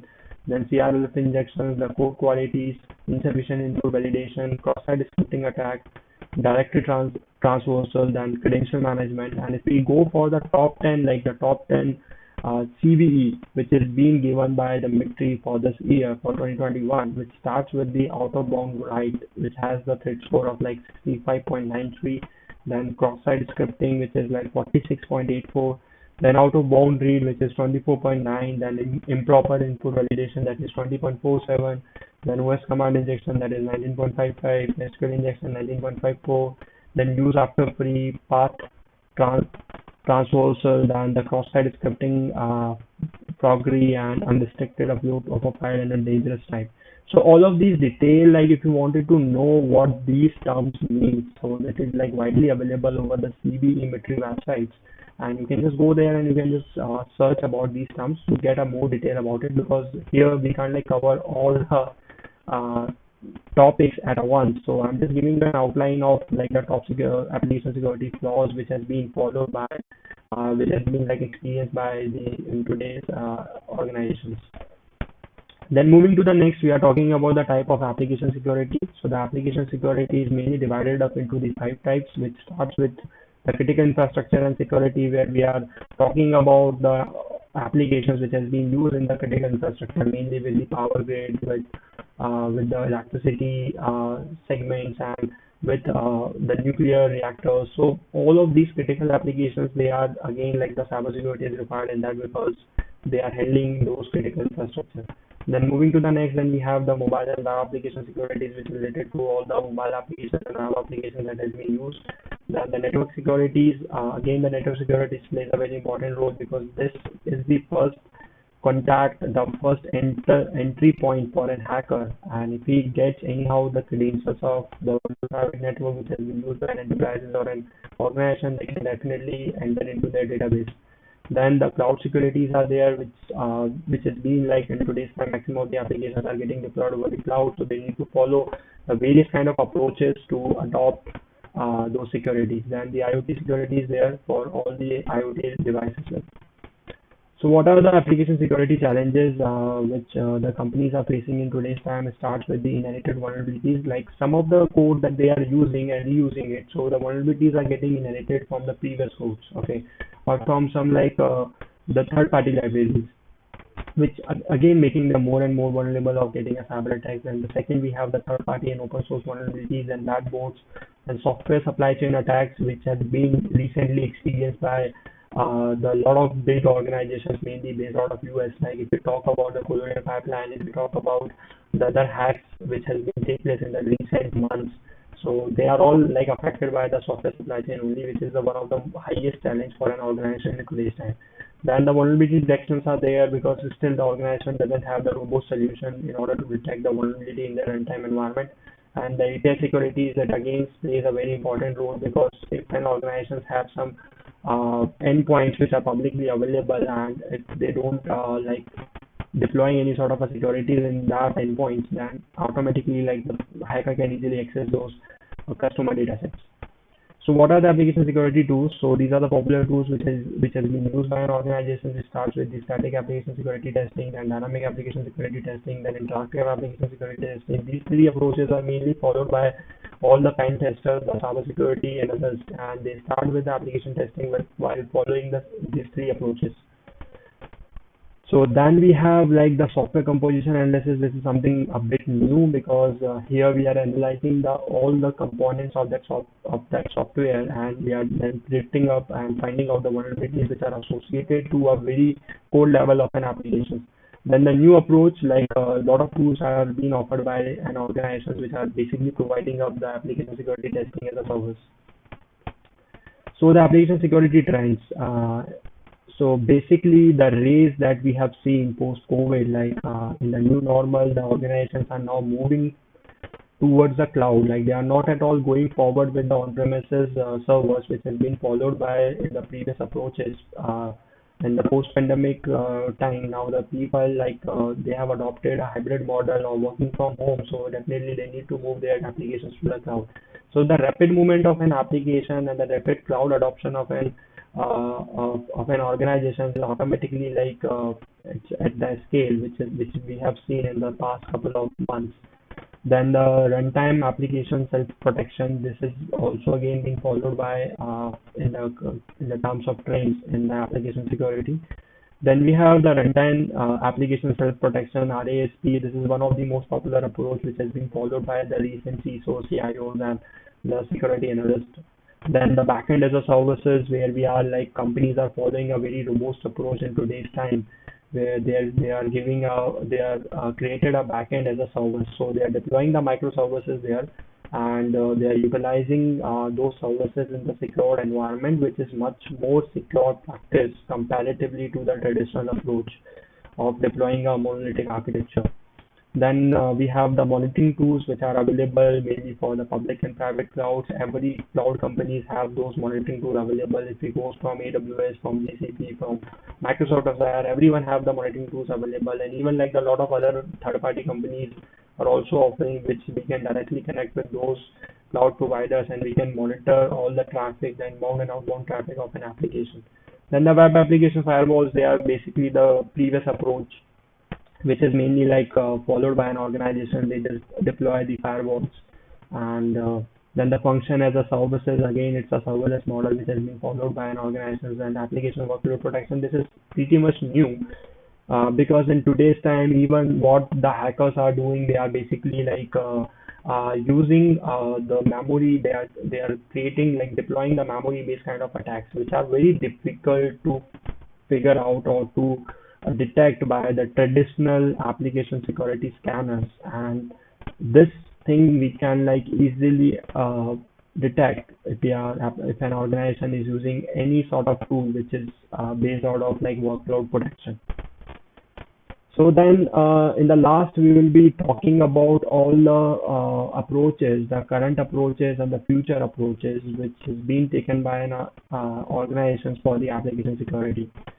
So the current approach, if we talk about, is like they are adopting the advanced application security frameworks. They are creating the code, the secure code. They are monitoring the complete code, and they are checking like whether it is like not coming up from any sort of from the third party popular forums. Then implementing the security as a design. This is like one of the most recommended approach, which even I do recommend from my end, and which the organization need to follow whenever they are designing or developing any kind of a product. They need to implement the security as a design, so that at every stage it should get into those security layers, and which automatically will make the hacker works pretty much harder. Then integrating a security into the development, the software development stages, where we are like deploying, testing the CI/CD pipeline that we are talking about. So we're integrating the security in that part also.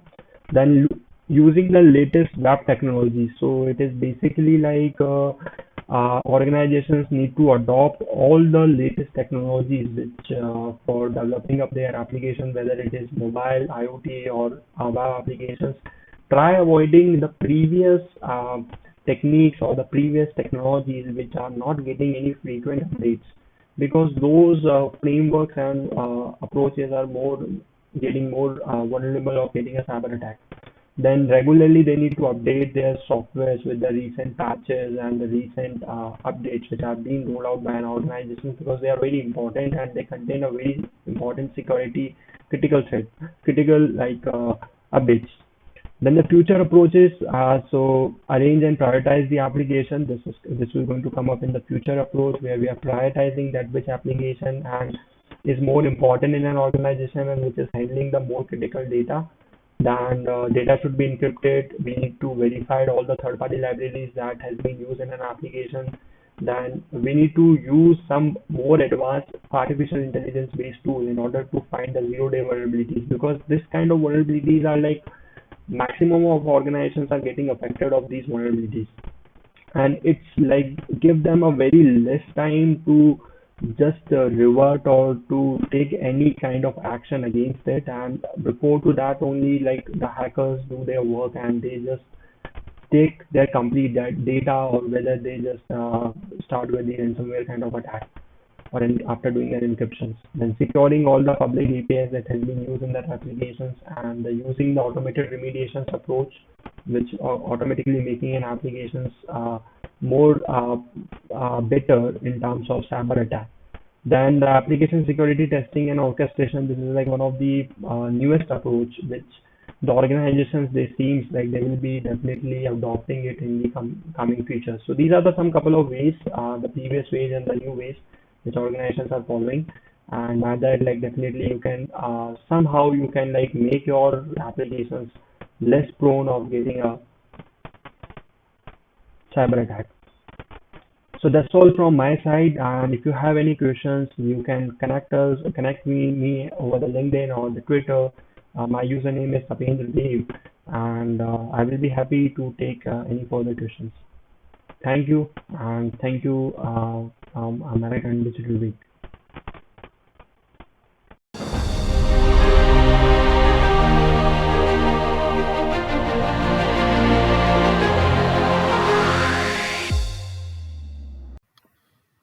Good evening. My name is James Castle. This presentation is on quantum resilient encryption technology versus ransomware, written by James Castle and Flavia Kenyon for the American Digital Week. I am the CEO and Chief Security Officer of Terra Nova Defense Solutions and Terra Nova TCU Communications. We are a manufacturer of commercial cybersecurity products in quantum resilient encryption, microprocessor architecture, and in secure communication solutions. Our company is a multi-sector specialized and offers direct services in cybersecurity, aerospace, maritime, defense, unmanned vehicles, and in communications. I am the chairperson of the Cybersecurity Global Alliance, which operates under Terra Nova Defense NFP and explores the possibility of creating cybersecurity legislation for global systems with a team in 9 countries worldwide. I'm additionally the Canadian ambassador for the EU Commission think tank called Drone Think Do, based in Brussels, representing over 30,000 high-profile tech companies in over 64 countries globally. I started the Terra Nova group of companies back in 2014, starting in public safety and emergency management. In 2018 and later, I was invited to speak as a special witness before the Standing Committee on Transport Infrastructure and Communities, the TRAIN Committee, at the House of Commons Parliament in Ottawa as an expert in witness in unmanned vehicles and the future of drones in Canada. Terra Nova Defense Solutions is one of the companies owned by myself, which was elected as one of Canada's top defense companies in both 2020 and 21 by the Canadian Defense Review magazine.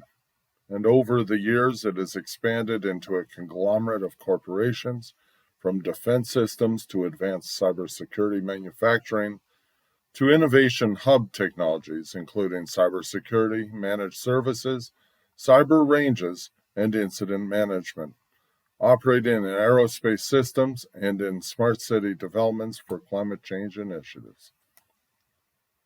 I have worked as a volunteer in business mentorship, as well as working for my community, working and running recreational programs and helping people during COVID get physical fitness. I have been involved in this for over 3 years, and I'm currently involved working as a volunteer with the Canadian Standards Association group on a task force that regulates RPAS for emergency managers and emergency rescue personnel. My co-author, Flavia Kenyon, is a leading British barrister. She holds an impressive and varied portfolio of national and international financial crime cases. Flavia advises startups, SMEs, and individuals on cyber fraud legislation, litigation, and regulatory issues emerging from new technologies such as blockchain, decentralized finance, and cryptocurrencies. She advises companies on how to respond to ransomware attacks and advised the BBC on the future of cyber attacks on media organizations. Flavia is frequently instructed to defend in complex, multi-handed fraud trials with an international dimension. She has defended insolvency prosecutions, money laundering, cyber fraud, fraudulent dealings, international conspiracies to defraud financial institutions, and conspiracies to making articles to use in fraud, Ponzi schemes, and fraud by misrepresentation. She has developed a strong profile in government advisory and ambassadorial work, recently advising the Romanian embassy in London on issues of state immunity and commercial property. Her advisory work also extends to non-governmental organizations such as Transparency International, for whom she has acted in an international case of bribery of public officials in the oil and gas industry in Senegal. Flavia is the author of numerous legal articles and is the legal commentator. She was educated at Oxford University and called to the bar in 2005. She is fluent in English, French, Romanian. Flavia is listed as a leading individual in both national directories of excellence, Chamber, and Partners UK, and the Legal 500. In the digital era of increasing cyber attacks, the Cybersecurity Global Alliance has investigated real solutions. A supercluster company in Canada has created possibly the first true answer to countermeasure ransomware.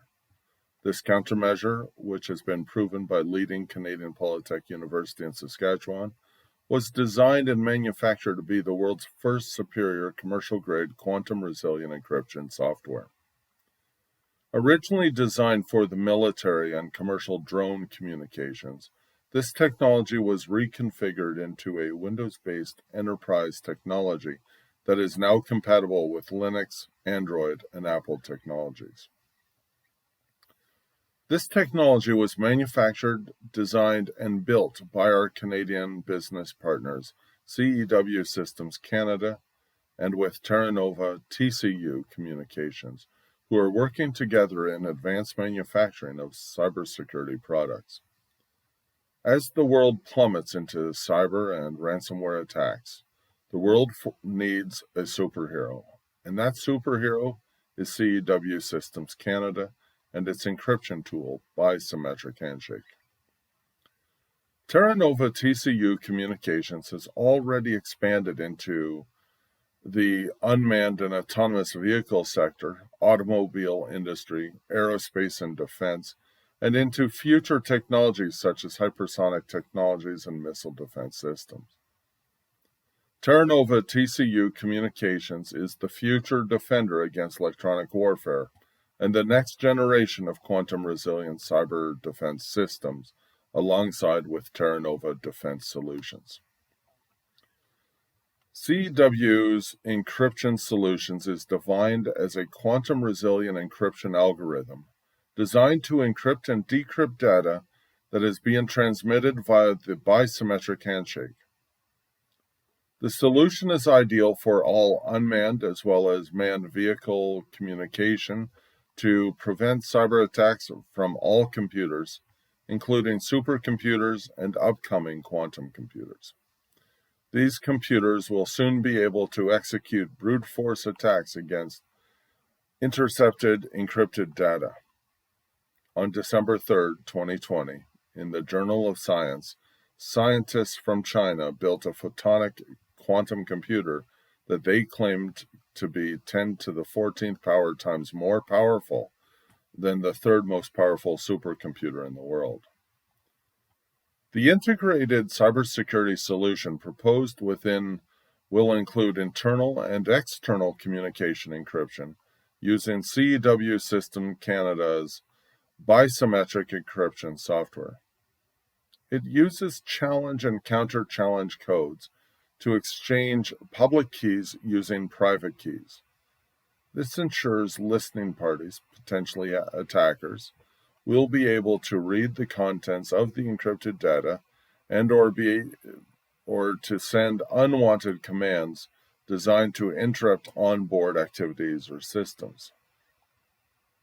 In encryption, there is a little-known issue that both cryptographers and hackers know about, but it's almost never talked about. Asymmetric keys use public and private key pairs, which are heavily relied upon because one can easily send public keys, which is intercepted or hacked and can be used to encrypt data. Only the holder of the private keys can decrypt the data.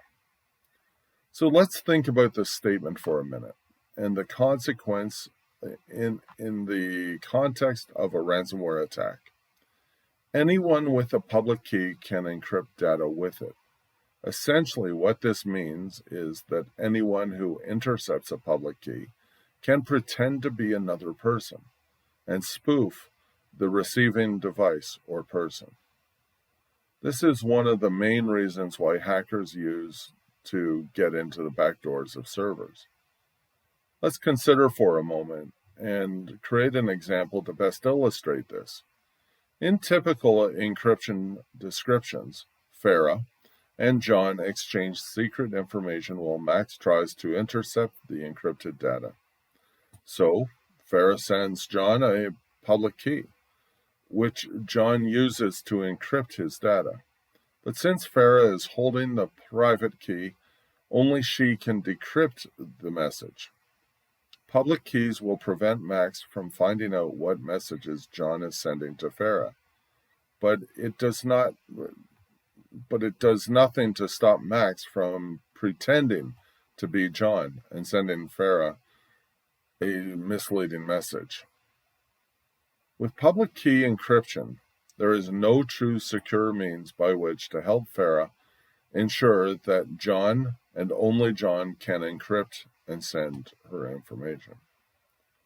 Let us take another pertinent example, the Internet of Things, technologies such as drones or garage door openers or automobiles. Each of these devices sends and receives data that through easily intercepted radio transmitting technology. A drone has been programmed to decrypt 4 commands: up, down, left, right. The drone would be programmed in more complex command codes, but let us say the programmers assumed the encryption would protect them. The drone receives a request from the drone pilot, we'll use the name as Alice, to send over an asymmetric key upon startup, and transmits a post-quantum level public key.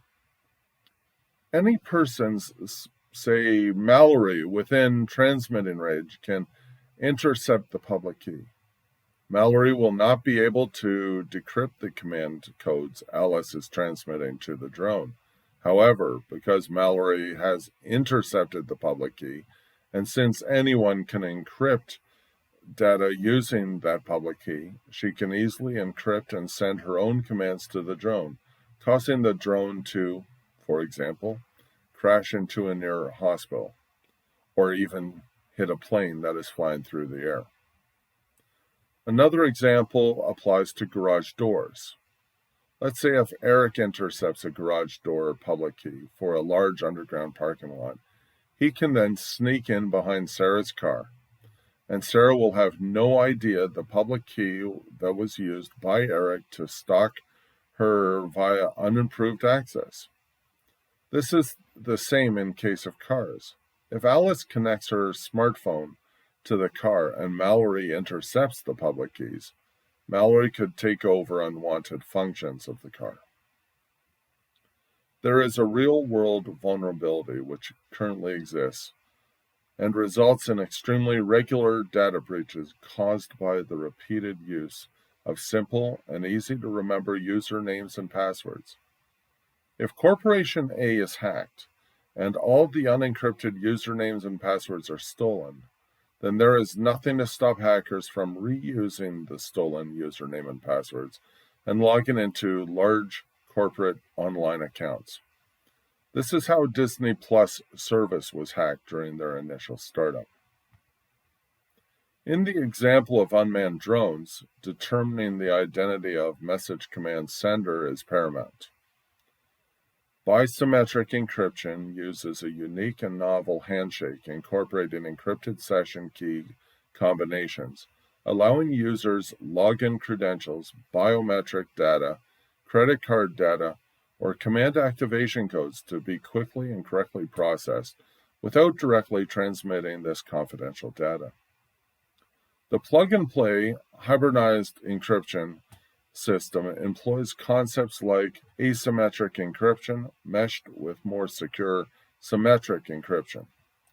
A significant difference from commonly employed asymmetric encryption is that during the initial handshake to set up communication, no vulnerable data is exchanged. Should the sender key communication be intercepted by a hacker, they still cannot pretend to be the originator of the communication to the receiver. The bisymmetric handshake provides a new and novel encryption feature not found in any other encryption system. The handshake was set up specifically to exchange encrypted, randomly generated data instead of login credentials such as password and command codes, while still achieving the ability to ascertain the authentication of both parties. If the login data, command codes, or credit card data are not transmitted, how can it be intercepted or decrypted? During the initial handshake, private keys are generated from or found in the form of login credentials. Credit card information, biometric data, and other personal credential information are pre-shared private keys, which are then used to start the handshake, are never actually transmitted. At Terranova TCU Communications, we understand the claims we are making about our encryption API software, sounding extremely ambitious. Our software was developed over years, starting in 2016 to 2017, when we watched a news documentary on how easy it was to break into a key fob-enabled vehicle. A thief could simply walk up with a tablet and portable transmitter, execute a brute force attack, and be in the car in less than 30 seconds. The bisymmetric handshake was specifically designed for encryption of open-air radio communications where command codes are easily intercepted and recorded. The bisymmetric handshake was born out of this realization in which a unique and novel type of handshake can provide an excellent solution, one which is always happens to be quantum resilient. To authenticate the claims of our encryption software, we engage the services of the Saskatchewan Polytech Digital Integration Center of Excellence, also known as the DICE Group, to perform a short NRC-funded analysis of our bisymmetric hybrid encryption API system. Dr. Cecil M. Kupel is a PhD, ISP, ITCP, and is the Senior Research Associate from the DICE Group, was kind enough to provide the evaluation for us. Dr. Kupel's white paper was written from a point of view of e-commerce, with several mentions of Bluetooth, automotive key fobs, and related radio transmitting technologies. This of course, extends to unmanned vehicles. Within his paper, he directly quoted from third-party academic peer review of our quantum resilient software. Ransomware has become a flourishing global criminal industry. In just a few years, the scale and severity of attacks have grown at an alarming pace as cyber criminals look to exploit cybersecurity vulnerabilities to maximize profits worldwide. It is a crime without frontiers, as a single attack can rapidly spread across borders with devastating effects. An example in point would be the 2017 WannaCry ransomware attack that affected people in 150 countries. Ransomware is a form of cybercrime, a highly sophisticated, highly lucrative, and evolving white-collar crime that not only risks the personal and financial security of individuals, but also threatens national security and human life. Businesses, schools, governments, hospitals, critical infrastructure, and entire cities are now regularly targeted, their networks disrupted, and even held hostage.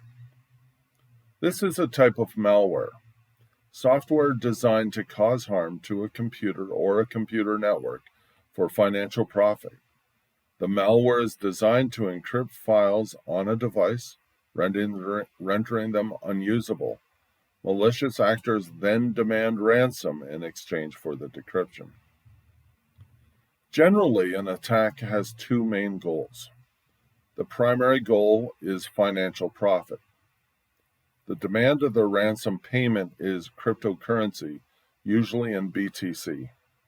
To decrypt the victim's files, and secondary and subsidiary goal is the theft and exfiltration of data and the threat of exposing the victim's data on the internet, including copyright-protected trade and industry secrets, highly sensitive personal and non-personal data, if additional ransom is not paid. This is called double extortion. Attackers use a victim's data on the internet in addition to ransom attacks. Attackers use a victim's data as a bargaining chip, a further vehicle of extortion on the victim for the speedy payments of the ransom, or as an asset to hold on for later for sale, selectively, to other criminal groups, or for later deployment in pursuit of further crime. Because the victim is dealing with criminal gangs, there are no guarantees that even after having paid ransom, the data will be returned safely. By the end of 2019, such was the level and sophistication of ransomware that cybersecurity analysts began referring to it with terms normally used for legitimate business models. A service market, a big business market, a big game hunting market for criminal groups to run as professional organizations. The ransomware as a service, also known as RAS model, in particular allows criminals without technical sophistication to conduct ransomware attacks anywhere in the world. And, at the same time, technically knowledgeable criminals are conducting increasingly sophisticated attacks fueled by ransomware payments. For anyone in the private or public sector who has been a victim of a ransomware attack, the question of whether to pay or not to pay the ransom becomes an existential one. Faced with such predicament, it is important that a clear and internationally recognized legal framework is put into place that will create legal certainty of how of such a pressing issue. Presently, there is no such legal framework in place. No international or indeed national law enforced agencies have reached a consensus on whether such a payment should be made legal, a decision which has undoubtedly involved difficult policy considerations.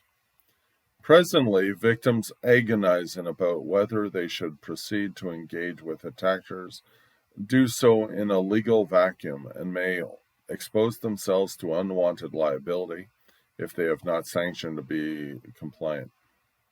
Making a ransomware payment per se is not unlawful. However, the current legal position is far from being clear or reliably consistent due to the varying global laws. Arguably, it is extremely onerous for a victim to identify the payment recipients under the short timelines of a ransomware attack, bearing in mind the decentralized nature of the attack and of the method of payment in cryptocurrency. The demand for the ransom payment in cryptocurrencies adds another layer of difficulty for a victim to be able to trace and identify the recipient and thus be sanctions compliant.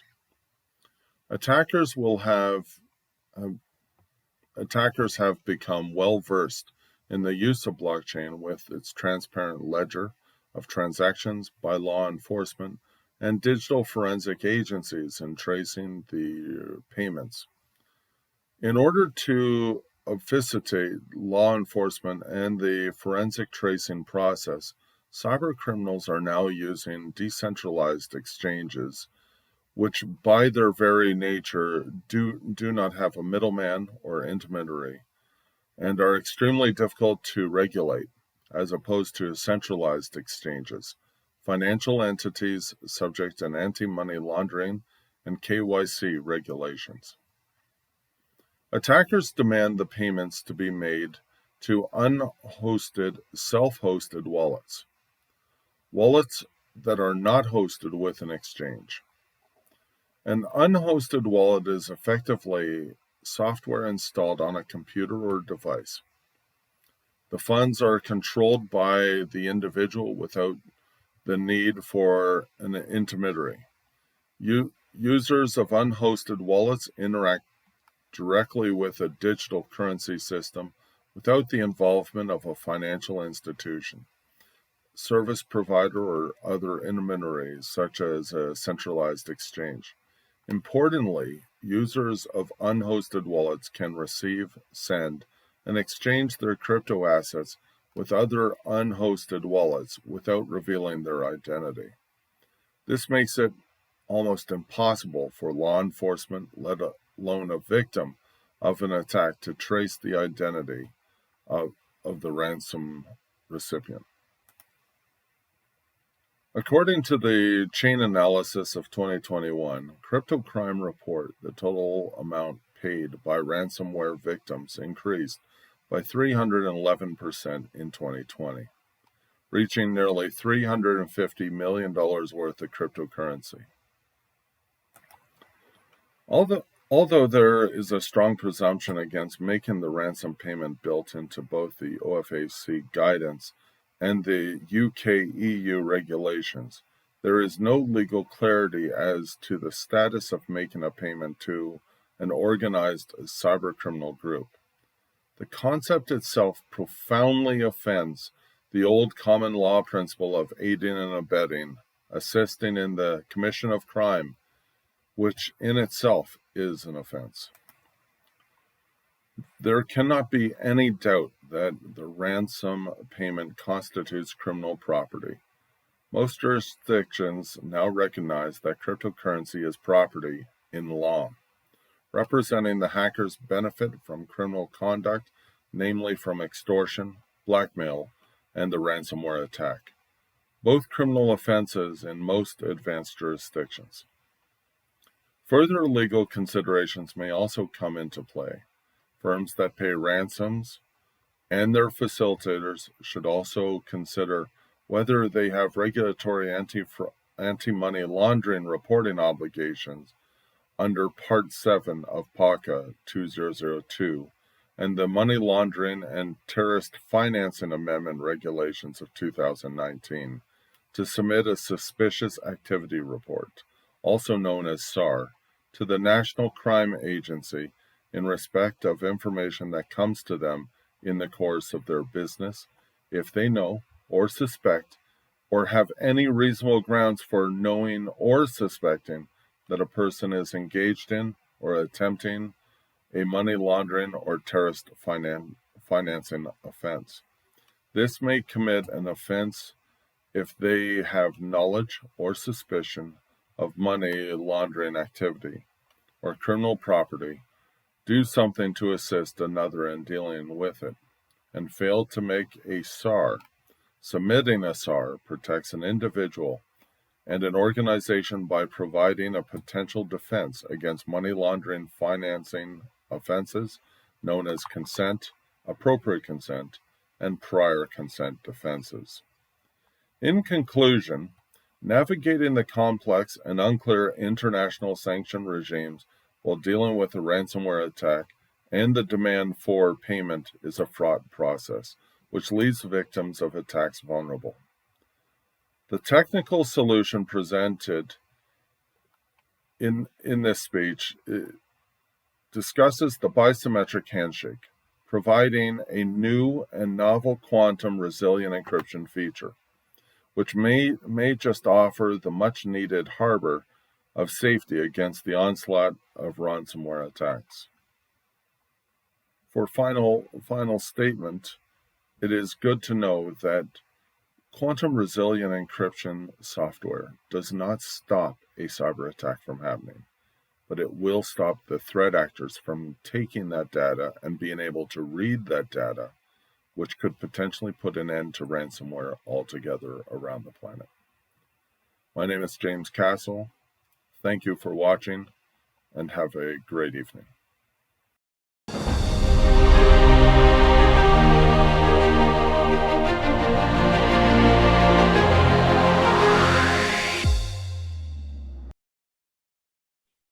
Hello, and welcome to my talk, DevSecOps, the modern way to protect your customers. My name is Vitaly. I am the technical leader at Itera company and a big fan of the web security and web performance. Today, I will speak about the digitalization, security challenges, and one of the ways we might use to secure our software. My talk might be interesting for all who are involved into the software development or just interested in the current trends in the cybersecurity. The 2020 was really tough and sad year, and I do really appreciate all who helped to overcome it. Despite of this, 2020 proven that digitalization has a big room to grow and can bring much more money than we expected. We found that we could sell much more using the internet.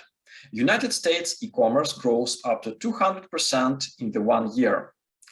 We also discovered that we could work from home, we can have working meetings online, we can access internal companies' resources from all over the world, so communication services grown pretty well. As an example, Zoom generated 2.6 billion revenue in 2020 and shown 300% increase year to year. We also learned that we can play and have fun together online.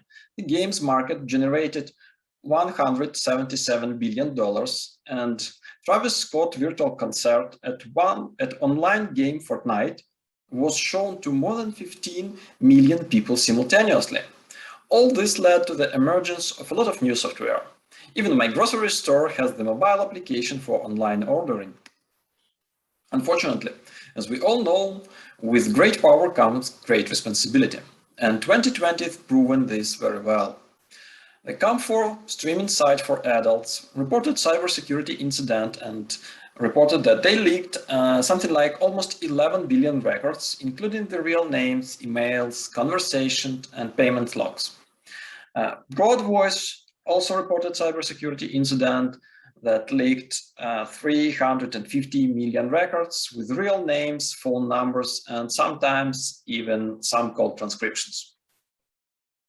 Even such a big and well-known technical giant as Microsoft reported security incident regarding the 250 million records, including email addresses, IP addresses, and support case details. And as you know, security breach is not something cheap. Ponemon Institute discovered that in 2020, data breaches on average cost almost $4 million. So why has this happened? Someone will say that this is because of the bad planning. No threats modeling, no security requirements means data breach. Someone will blame the development team because, you know, sometimes developers not following the security best practices, and I'm the developer, I know what I'm talking about. And someone will say that everything is because of quality assurance. And again, you know, sometimes we don't have quality assurance team at all, or maybe QA team is not that good in the security testing. All these points make sense. However, from my point of view, the main reason of this is time to market. In the modern world, if the company wants to grow, it should act fast. It should experiment, and it's simply not possible to develop software for something like 5 years. You have to deliver it really, really fast. From the other side, software become more and more complex. Right now, the software is everywhere, actually. It touches almost every aspect of our life. And of course, human being is not able to verify everything, especially when time is short. Just imagine I will change one single character at the Lord of the Rings trilogy and ask you to find it in 3 days. That's completely not possible. So, sound like we are in the deadlock. We need to be fast to grow, and we must be slow to be safe. One of the possible solutions is to start security testing earlier and automate as much as possible. Actually, the DevSecOps is everything about this. The main idea of the DevSecOps is to incorporate security testing in your development process and do this in the automated way to keep your time to market short. So, what is the DevSecOps? The DevSecOps is a set of operational practices to improve software quality and security. DevSecOps advocates that security should be built into the product rather than applied to a finished product. DevSecOps strives to automate core security tasks by embedding security controls and processes into the DevOps workflow. DevSecOps usually is built on top of the DevOps process. However, DevOps is already described pretty well, and I will not waste your time with it. In a very general idea, the DevSecOps can be described something like this. Imagine that we wrote some code and want to expose it to the public. So step number 1 is to audit dependencies of our own code. This step is also known as a software composition analysis. Nowadays, we heavily rely on the third-party libraries that help us interact with the network, with some storages, authentication, and so on, so on, so on. And of course, we need to be sure that these third-party libraries are safe and don't contain vulnerable code. So, first step is to audit the dependencies. Step number 2, we need to scan our own code because we also can implement some security breaches, right? So this step is known as a static application security testing. And at this step, we are checking our own code that it is safe. There is no SQL injection, XSS, XSRF, or something like this. The step number 3 is to scan an application, and it's named like dynamic application security testing or interactive application security testing. What is important that at this step, we no longer dealing with the code itself.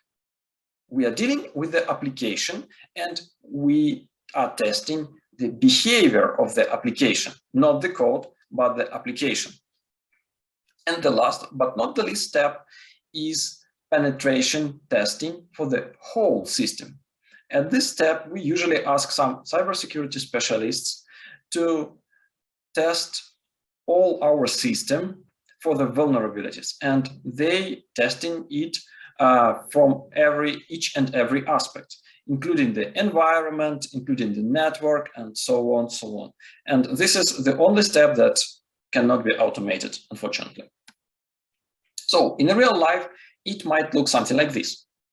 We have threat modeling, we have security requirements and constraints. Then we provide secure coding practices to our development team to make sure that they are aware about the security practices. Then we ask the development team to use some IDEA plugins that are able to discover security breaches just in the code while it is writing. After that, we implement SCA and SAST to check the code that is trying to be merged into our repository. So idea here is to prevent the vulnerable code to be incorporated to our solution. If everything is okay, then we build our code and deploy it to the QA environment to make it testable. So at this point, we run some automated DAST and IAST tools to ensure that our application behaves secure. If everything is okay at this step, then we move our application to the staging environment and ask for penetration testing. After all, if everything is okay, we moved application to the production and starts monitoring it in case something goes wrong. If you are using infrastructure as a code approach, we also use some special tools that will scan our infrastructure as a code to make sure that we are safe. In case if this look a bit too complex, just remember that the idea is still the same. Audit dependencies, scan the own code, scan an application, and pen test the whole system. This might look pretty well, but how to start? First of all, you need to set up the DevOps process. Luckily, there are a lot of services that can help you with it. You can use GitHub, GitLab, Azure DevOps, or anything you are familiar with. The next step is to implement the security testing using the security scanners. There are a lot of paid software to use, but in case you just want to give it a shot, I prepared a list of the free tools you can start with. For auditing dependencies, you can use OWASP dependency check. This is the software, it's free, it's developed by the OWASP team, and it will definitely help you with the dependency checks. You also can look into some embedded tools that already exists in your third-party library providers. As an example, if you're using NPM for some front-end work, and mostly we are using the NPM, you can run the npm audit command to check if your application or website has any vulnerable libraries. Also, GitHub and GitLab provides the same functionality out of the box. You don't need even to set up anything. In case they will find that you are using some vulnerable libraries, you will be notified automatically. For scanning the own code, I would recommend you to look into the SonarQube. Why? And the SonarQube, first of all, it's free, and it can deal with a wide variety of languages, not only with one. What is even more important, SonarQube also contributes to the better code quality because it scans for the code smells, issues, and so on. Of course, if you want to use some tool that dedicated to the one language, you can use Security Code Scan for the .NET, Bandit for the Python, or any other tool for other languages. When we're talking about the application scanning, I would recommend you to look into the OWASP Zap. It's a free tool that can bring you pretty much insight regarding your application. Unfortunately, there is no free option for the penetration testing. However, you can think about the bug bounty program to attract independent security specialists to test your system. You will reward them only in case some findings. And of course, there are a lot of companies that are ready to help you to set up the DevSecOps process in case you don't want to wait. Summarizing, the DevSecOps is a modern approach built on top of the DevOps process that incorporates security testing into your software development process in an automated way. It helps you to secure your data, your customers, and keep the time to market short. And of course, concerns, they always are. The main concerns that I spotted is about the complexity. A lot of people complain that DevSecOps is too complex. And partially this is true because before you implement the DevSecOps, you have to implement the DevOps process. There are a lot of tools that should be applied and so on. But the DevOps process is a very good tool if you want to have quality software, and also the DevOps process contributes to the better time to market. So if you will implement the DevOps, you will contribute to your own time to market and the quality. What even better is that DevSecOps can be implemented one by one. You can pick one step, like third-party scanning or scanning of your own code, and implement only this step. Afterwards, if you find this useful, you can enhance it, and that's it.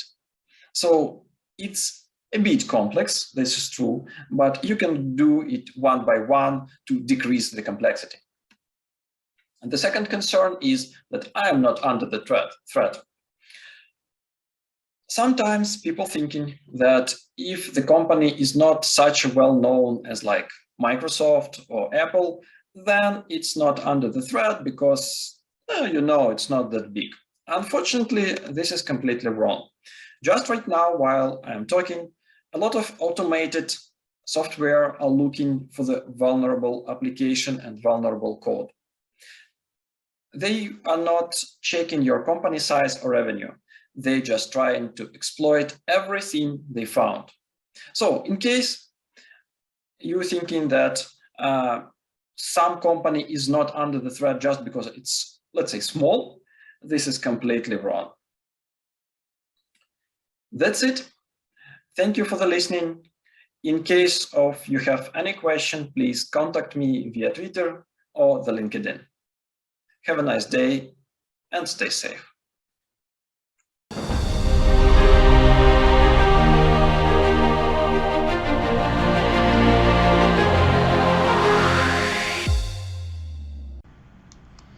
Thanks everybody for showing up for my How to Improve Any Defense talk. This really is about how to improve computer security defense, but it applies to any computer defense that you may have. And let me say that my goal in the next 40 to 50 minutes is to change the way that you think about computer security defense the rest of your life. And if I don't do that, I have failed you and failed myself. So let's get started and get into the topic. If you don't know me, I'm Roger Grimes. I've been doing computer security for 34 years, earned all of these gray hairs. I've written 13 books and over 1,100 magazine articles on computer security. There's my email address. If you want to email me, you can follow me on LinkedIn and Twitter. There's some of my books. Data-driven defense, the data-driven defense computer defense book, that one is essentially what this topic is about. I consider that my magnum opus. I wrote it a lot of years ago. I worked for KnowBe4. We're the world's largest integrated security awareness training simulated phishing platform vendor. Love working for KnowBe4. But today I just want to talk about the biggest problem with most computer defenses, almost everyone that I see, how it got that way, and then how you can fix it. So the bottom line of this, if I do my job correctly, is that you will have a more efficient, better cost-effective defense, and I will help you change the way that you think and do computer security the rest of your life. I like to start this off with an allegory. Imagine that you have two armies fighting each other, a good army and a bad army, and the bad army is having great success on the right flank of battle. And for reasons we don't know, instead of the good army putting up more defenses on the right flank of battle to counter the evil army, they put more resources on the left flank of battle. Maybe they put it in the center. Maybe they've heard about some coming attack and they start building up vertically. But for reasons that outsiders can't explain, the good army never puts additional resources on the right flank of battle where the evil army is having great success, and then wonders why they're losing the battle and the war. Well, this is something that probably would never happen with a kinetic army today because they'd lose the war. But it is what happens in most computer security defenses, is that the defenders, despite their best efforts, seem to misalign the defenses against the wrong threats and then wonder how come they're always being hacked. So this talk is mostly about fighting the right threats. It's a pretty simple concept, although you'd be amazed of how many people get it wrong. But I want to help you put the right defenses in the right places and the right amounts against the right threats, because most organizations, most computer security defenses are not doing that, which is strange, but I'll explain more. But I also want to help you ask the right questions to help make a better defense, because a lot of times people don't even know that they're asking the wrong questions to get, much less getting the right answers. But a big part of it is there's a huge gulf between what you're being told are your biggest threats and what your biggest threats really are. So let me say that again. The biggest problem, it's not the only problem, but the biggest problem is that you're being told to worry about all kinds of things, and most of the stuff you're being told to worry about, you don't need to worry about. You really need to, if you focused on far less things, but did those things far better, you would be far better off than trying to do it all. And that's what it's about. In a nutshell, I want to help you better evaluate and mitigate cybersecurity risk by focusing on the right threats. That's essentially what it's a pretty simple thing. Most people don't do it. And let me give you an example. We probably all heard of these RFID credit card shielding products. You've heard that your credit cards, they have this little chip, RFID, radio frequency identifier chip on it that supposedly hackers can sniff when you walk past them, or you're walking down the street, or you're in an airport, and hackers can use a RFID wireless sniffer, sniff your credit card information, and then use it to make future fraudulent purchases. Well, and let me say that hackers can do that. There is software and hardware that does that. They can capture the information that's available on the credit card through the RFID interface.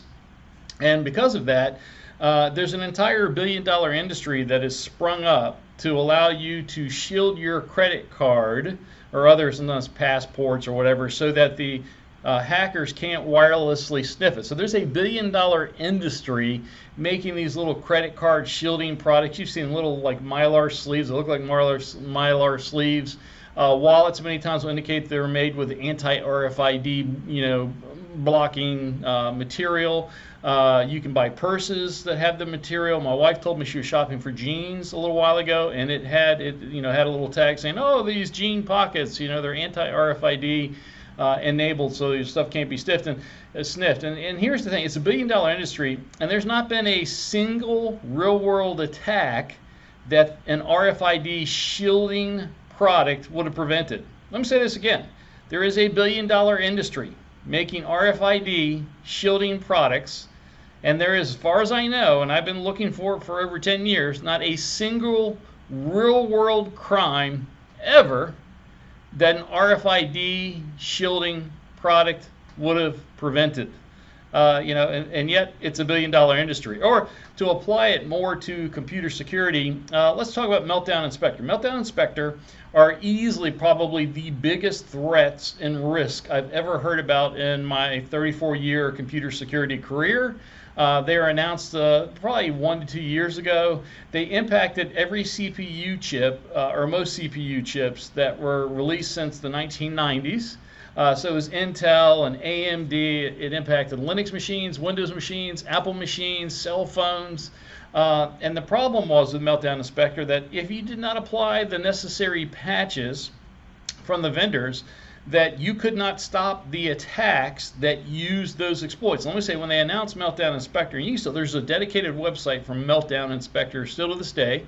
If you did not apply the patches, then attackers could send an exploit against you. There was malware worms and stuff made using it, and no other defense besides applying the patches would have prevented those attacks from working. Not only would they not have prevented the attacks from working, but your computer system, no matter what you were using, Windows, Apple, Linux, whatever, would not even have recorded that you were successfully attacked. The event monitoring wouldn't even have noticed it. Easily the most serious high-risk announced vulnerabilities I ever came across, and guess what? Never once successfully used in a real-world attack, again, that I know of. So everybody was told, hurry up, hurry up, hurry up, hurry up, and patch. You got to patch these, you got to patch these. If you run patch management reports of this day, they're going to tell you that you have to hurry up and apply the Meltdown Inspector patches if they're missing. And again, years later, there is not a single real-world example of a hacker or malware in the real world using Meltdown or Spectre to attack someone. So in both these instances, you were told to worry about these high-risk, oh my God type of threats and attacks that were never even done once in the real world. And if it's not even done once in the real world, is it really high risk? I would tell you the answer is no. The answer is no. It should at least be done once. So what I want you to do is worry about the threats and risk that are being used successfully against you or would likely be used against you in the future. Let me say this again. I want you to worry about the threats and risk that are currently being used successfully against you or most likely to be used against you in the near future. I don't want you to worry about the world. I want you to worry first and foremost about the stuff that's actually working against you today. And people say, well, nothing's working against me. No, many, many times on your laptop and your devices and in your environment, there's worms and adware and stuff that get installed on your PC that the antivirus program's like, oh, I found this and removed it. Well, it's just that, it had to get, in order for the malware, the adware to get installed on your system or systems in your environment, it had to get past your defenses. So the attacks and threats and risks that you need to be worried about the most are the ones that are currently being successfully used against you, even if only for a second or two, to install malware or to allow a hacker by before something else kicks in, because it's indicating that you have a weakness in your defensive armor. So I want you to worry about the attacks that are most likely currently right now being used successfully. That's a big word, successfully against you now or in the near future. Those are the ones you need to worry about. Everything else you don't need to worry about as much. But we want to worry about those two things because, again, it's a symptom of security gaps that you have that we need to worry about. And really, unfortunately, most defenders, most companies are inefficient defenders because they don't really understand the threats and the risk as well as they think they do. They don't ask the right questions. They don't use their own attack data, defense data, to drive the right solutions. They certainly don't put the right defense in the right place and the right amounts against the right things. There's poor communication across all levels. So even if somebody in the organization knew what they should be fighting against first and foremost and best, it'd be hard for them to get that across the organization and accept it across the organization. And essentially, most computer security defenses spend too many resources on the wrong things and end up with poor results because misalignments and inefficiencies abound. This talk is about getting you to focus on the most likely threats and the things that are most likely to successfully attack you and defend against those things first and best. And a lot of times, the reason why I kind of came into this talk is that, I've been doing computer security 34 years, but for about 20 of those years, I was doing a lot of security audits, a lot of security reviews, and I frequently went into companies that would be attacked, and I would tell them, hey, this is what you need to do to fix it. This is your number one problem. And in my 20-year career, nobody, well, I say no, one company in 20 years ever fixed their number one problem. The rest didn't. Not only that, but in every company, even in the one that kind of fixed it, and maybe that was accidental, if I went into the IT security team and said, hey, what's the number one way that you're most likely to be successfully attacked? When I asked that question, every single company that I ever asked that question to in 20 years couldn't answer it. Matter of fact, most of the time, the IT security teams, they were just taking guesses. Some people would say, oh, I think it's this, I think it's this, I think it's this. Sometimes people would actually get the right answer, but those people were simply guessing like all the other people, and certainly there was everybody was not saying the same thing. And if you have an IT security team or an IT team and they don't agree on what the number one problem is, how can the company efficiently, defend against it? They can't. What ends up happening instead is that everybody's being told to worry about all kinds of things, 100 things. So they end up with too many projects, too many top priorities, most of which do not address their top threats. That's the pretty wild thing, is that, whatever their top threats are, it's never a project to fix it. It's like everybody kind of knows it's the top threat, and if I tell people this is your top threat, they're like, yeah, but they don't have a project to fix it. What they have instead is a list of 20 things or 100 things. I think in most companies, it was like the average company had like 70 projects, IT projects. Or they'd have 20 things. Oh, I just, there's some red team penetration testing against my servers, and they found 20 things we need to fix. Which of these should we fix? The problem is that we all have these huge lists of things we have to fix, but they're unranked. Or you get, oh, I need you to implement the NIST Cybersecurity framework, or HIPAA, or Sarbanes-Oxley, or whatever it happens to be. Everybody gets all these lists of things and controls, and they're like, go install this. They want you to install all 100 or 200 things perfectly. And let me say, you can't do perfectly more than 2 or 3 things. So what you end up with is a lot of misalignment of people concentrating on the wrong things. You end up with good patching of low-risk apps, poor patching of the high-risk apps, and overall you have a lot of strategic controls that don't map to the technical things that would actually impact your security. I mean, it's literally just this real things. Here's all the threats you need to worry about, here's all the defenses, and they just miss each other. Well, how did it get this way, right? Because after all, no one wants to defend inefficiently. No one wants to think that they're planning properly. And I tell you what, I thought about that for a long time. I ended up writing a white paper. I wrote a lot of articles for InfoWorld magazine and CSO magazine for years and years and years. I was the InfoWorld CSO weekly security columnist for almost 15 years, from 2005 to 2019. Ended up writing a white paper 5 or 6 years ago for Microsoft, and then I wrote my data-driven defense book all about why did it get this way? Why are people inefficient defenders? And this is what I came up with. First of all, just an overwhelming number of vulnerabilities come at us. As a matter of fact, last year there was 18,103 different software, hardware, firmware vulnerabilities that we were told that we needed to patch. And that was up from 12,000 a year before, and then 16,000, 14,000, and so on. And these, until you patch these things, they're vulnerabilities you have to worry about. So every day we are told somewhere around 11 to 50 new things that you have to patch every single day, day after day, year after year.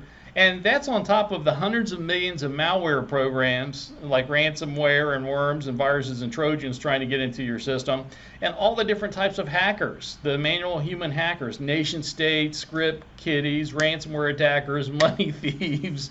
There's a lot of threats. So the number one problem is there's a whole lot of badness trying to break into our environments. And sadly, just on the vulnerabilities alone, it's somewhere between 25 to 33% of those vulnerabilities are ranked with the highest criticality, meaning that if they get into your environment, if they're successfully launched in your environment, that it's going to take over the entire computer that it's on and or network. And let me say, usually by the time an attacker takes over one device on a network, it's not that hard to take over the entire network. Matter of fact, I think the Russians are officially credited with the fastest average time from one machine taken over to the entire network, and it's 8 minutes. 8 minutes from taking over one machine to the entire network. That's what they average. And sadly, most of those exploits are easy to exploit. They call them low complexity, meaning they're not that hard to pull off. The vast majority of these exploits are easy to do. Essentially, this means we have a really bad set of problems. We got a whole lot of problems, an avalanche of new threats, 11 to 50 every day, day after day after day. And most of them have low complexity. A large majority of them, or I don't want to say majority, but 25 to 33% of them have the highest criticality. And so we're trying to fight all that. And then we have media and vendor-driven narratives. Every time some new exploit comes out, they give it some name like Satan Bug or Sandworm, and they even have like cartoon characters and stuff like that. It's crazy. We also have to do this compliance stuff. And let me say, compliance, when there's a problem between compliance and security, compliance is not always security. And when there's a conflict, compliance always wins. There's too many projects, most of which don't address the top problems. There's a lot of higher priority pet projects that people are trying to push through for one reason or another. There's politics involved. There's slower budgeting cycles, so that even if you see a threat and want to address it, let's say like ransomware, it takes years to build up the defenses, and then the attackers just change however they're attacking you. And overall, just a very inefficient IT organization when it comes to facing the threats. It's just a big misalignment. Even if you know what the biggest threats are, as human beings, we just don't really focus on the right threats. Like I like to tell people, I live in Florida, Tampa, Florida, Clearwater, Florida, and my friends love to go out with me on boats. And whenever they showing up, they're like, hey, and we're on my boat, we're in the beautiful blue water. Before they get in the water, they're like, hey, they're like every one of them, are there sharks here? And I'm like, well, it is the ocean. There are sharks here. I said, but don't worry.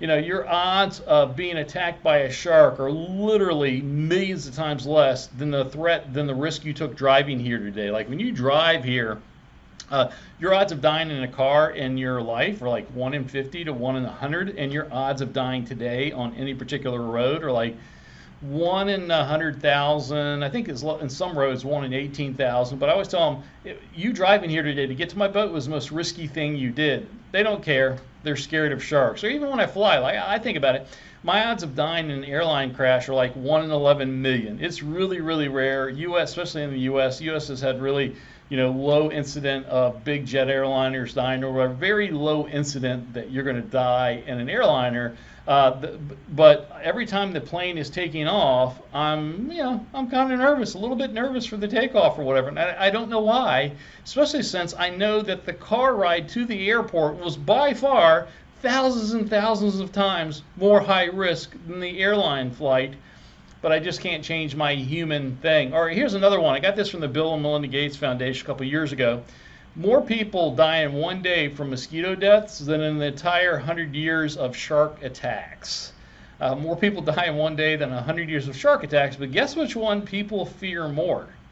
Like on Discovery Channel, there's a shark week. There's no mosquito week that I know about, but if you look at the statistics, we should be far more worried about the mosquitoes than the sharks. So what happens is that organizations end up focusing on the wrong things. They don't even know what to focus on. A lot of times I'll go to an organization that has some threat intelligence person or team or software, and I'll go, okay, so you're the person, you're threat intelligence. Your job is to tell this company what the most likely threats are. And they're like, yes. I say, okay, what are the current threats that are successfully exploiting this company the most, are most likely in the near future to possibly exploit them? What is that? Never have I had a threat intelligence team be able to tell me that. Like, I'm like, just tell me, what's the number one way that hackers and malware can get into this company? They're like, and it's like they can show me newsletters and things of all, like this, digital certificate attack that happened at an Iranian bank, or they can show me this attack or that attack, but can they show me the attacks that are most likely to be successful against the very company they're being paid by? No. And they don't. They can say, oh, well, we found this virus, and we found this Trojan, and we found this ransomware program. But if you say, well, how did it get in? How did that ransomware get in? Because your real problem is not ransomware. It's how ransomware got in.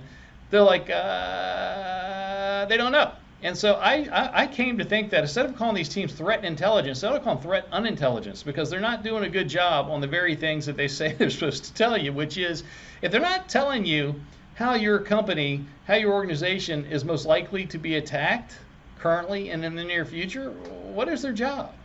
To just be like a National Enquirer magazine and tell you about really cool attacks that happen somewhere else? Is that their job? Well, that's what most of them do. So here we go. This is what we're going to tell you. You need to focus more on root causes. Remember I was talking about there's 18,103 vulnerabilities, and there's hackers and malware and ransomware and all this stuff. Well, no matter what number of things they're trying to break into you, they break into you one of 10 ways. And here's the 10 ways right here. I've been keeping track of this for over 30 years. They're going to break into you because of a programming bug. So that could be, usually it's something that's patched, but the person hasn't applied a patch. It could be a 0-day. Social engineering is a big way. It could be an authentication attack. That would be like password guessing or password theft. It could be human error and misconfiguration, like somebody did overly permissive permissions on an AWS storage bucket. It could be eavesdropping, like eavesdropping on a wireless network or something like that, or a man-in-the-middle attack. Could be data network traffic malformation. Data malformation is like a buffer overflow. Network traffic malformation is like someone doing a distributed denial of service attack where they're sending too much traffic or malformed traffic to cause a web server to barf. Could be a trusted insider attack where you have somebody that inside works for the company that's stealing information or getting ready to steal information to go to some other employer stealing, or some other employer, or stealing credit card information or taking equipment home. Could be a third-party reliance issue where you're maybe secure, but you're working with a contractor or a vendor or a partner or something like that, and they're getting compromised, and the attacker uses that weakness to compromise you. Could be a physical attack. That's somebody like stealing a laptop or stealing a USB key or doing what's called a memory freeze cold boot attack or something like that. Or it could be some brand new attack vector that we don't even know about. But what I can tell you is that no matter how hackers or malware, no matter what hackers or malware and what they're doing in your environment, they use one of these 10 ways to get into your environment. But this is the questions that I would ask companies. I go, hey, which one of these 10 root cause methods are the number one way that hackers and malware have gotten into your environment, are getting into your environment, or could likely in the near future get into your environment? Which one of these is the top threat? This is the question that IT security teams and threat intelligence teams couldn't answer. And if you can't answer how people and malware are getting in, how can you stop them from getting in most efficiently? Well, you can't. So on top of that, even if you knew what was the number one way that hackers and malware are breaking into your organization, usually most companies have such a weird communication stream that they couldn't even effectively communicate that across the organization. Like if you go like, I know that unpatched software is the way that most things are breaking into my company, for you to communicate that across the organization would be difficult to do, or even to put out in a newsletter. And maybe, it's kind of funny, they let you make a newsletter and go, okay, this is how we're being attacked. And then you're not allowed to repeat that again. They're like, oh, you need a new topic for next month. They wouldn't let you go, you need to focus on unpatched software, you need to focus on unpatched software, you need to focus on unpatched software. Instead, they want you to have different stories and different topics showing different things. And you're like, if we're doing it right, are we trying to be like the army that's not putting troops on the right flank of battle? I mean, if we're doing it correctly and we're all trying to be the troops fighting the evildoer, wouldn't we say what the number one threat is over and over and over and over and over to everyone involved until it was no longer the number one threat? But instead, what happens is that even senior management doesn't, IT and IT security doesn't know what the top threat is. And even if they did, they don't effectively communicate it to senior management because there's 100 projects going on. So senior management does know, if I tackled this one thing, it would be the best way to reduce cybersecurity risk. They don't know it. And because senior management doesn't know it, IT doesn't usually know it, that everybody's just kind of doing 100 projects and nobody knows really how much impact they're going to have. You have lots of data. People are always bragging to me how much hard drive space they have to take all of these event logs and everything. But if I ask them, out of those billions of events, which ones show maliciousness? They don't know. They don't know. Everybody would say that their security, event monitoring system is collecting billions of packets and billions of event messages and everything, but they're not getting a whole lot of useful information. And so what happens is that people don't even know how to ask the right questions. They don't know what to ask. They don't know how to ask it, such as, again, a really good question would be is, how is that virus or worm getting into the system? That's one of the best questions you can ask. Almost no one is asking that question, even though it's the fundamental question you need to ask and get the answer to stop hackers and malware from getting into your system. So overall, what happens is that we have poor risk ranking. People don't understand how the relative risk are of different things are to each other. They see the risk as more equal than they are. They focus on the wrong threats. They do the wrong projects and things like that. They focus on individual threats like ransomware. I gotta be worried about ransomware. When you do not really need to worry about ransomware. And then the defenses, because the controls and the mitigations are so misaligned against the things they really need to be aligned against, people end up thinking, oh, I can be hacked. I hear that all the time. Oh, it's a deck of cards. An attacker, these attackers could break into me at any moment. This deck of cards is going to come all come tumbling down. Everybody has this feeling of hopelessness about, oh, I can't really stop hackers and malware. Something's going to get through. Part of the reason is that we're not defending as best as we could be. This is how most defenders see all those threats, because you're being told again of 18,103 things you need to worry about, and you've got to worry about unpatched software and social engineering and ransomware and stolen data and leaked data and insider threat and adware and backdoor trojans. And so you get all of these threats that are coming at you, what I say, bubbles in a glass of champagne, or you can say bubbles in a glass of beer, and that's how they apply defenses, because they're just trying to do it all. They're told, hey, here's these 200 controls. You need to do HIPAA. You need to do, the NIST cybersecurity framework, whatever is the framework in your organization that guides security. Like, here, go fix and do these 200 things. And so everybody's just trying to do everything. They're being, trying to do it perfectly. But what ends up is that they end up applying these defenses either a lot more equally than they should be, or absolutely disproportionate to how they should be applied. So the solution, if you do a solution, what I call a data-driven computer defense, that's using your own data of how people break in to craft a better defense. So you're better aligning your defenses, your mitigations against the most likely threats. If you do that, you will have better risk ranking of the most likely threats. You'll use your local threat and attack experience to come up with those things you need to defend against. You'll focus on the root causes of those initial breaches, ask the right questions, get and use good data, select the right defenses, put the right defenses in the right places and the right amounts against the right threats, and better communicate that across the way. And again, I ended up writing a book on this a couple years ago. You don't need to buy the book. You can go read this free white paper you can download from Microsoft years ago, or read any of my InfoWorld or CSO magazine articles. But number one to this strategy is to focus on root causes. How things break into your environment is what you should focus on. You know, ransomware being in your environment is not the problem. That is an outcome of the problem. Patch the hash attacks, people worry about that? Not your problem. It's how the attackers got in to get your hashes. Ransomware, again, is not your problem. It is an outcome of a hole that let ransomware in. And what I mean by this is that, let's suppose that you made ransomware or pass the hash attacks go away forever. They are no longer a problem. Bloop, I flip a finger and it's no longer a threat. If you don't stop and close the holes that allowed those things in, social engineering, unpatched software, misconfiguration, or whatever, something else will just break in that way. Something else, a keylogging Trojan, a remote access Trojan, a hacker, or something like that. Your problem isn't the outcome of the hole or the vulnerability. It's the hole or the vulnerability that allowed that badness in. And once you've adjusted your thinking, if you go on someone's laptop one day and you find adware, you know, adware is something that just redirects your browser to go somewhere else. Well, the effort that it took the adware to get into that laptop or that device is the same effort that a ransomware program or remote access door Trojan could have used to get to that laptop. And it's indicating that you have holes in your security defenses that need to be closed, or next time maybe it will be something worse. So every type of badness that gets into a system before it gets removed, let me say, a lot of times people think, oh, the antivirus removed it. The antivirus removed it. No, sometimes those programs are in on your computer for days or weeks. The average time ransomware is in an environment undetected is up to 8 months, and sometimes years. The average ransomware program is in an environment up to 8 months without being detected.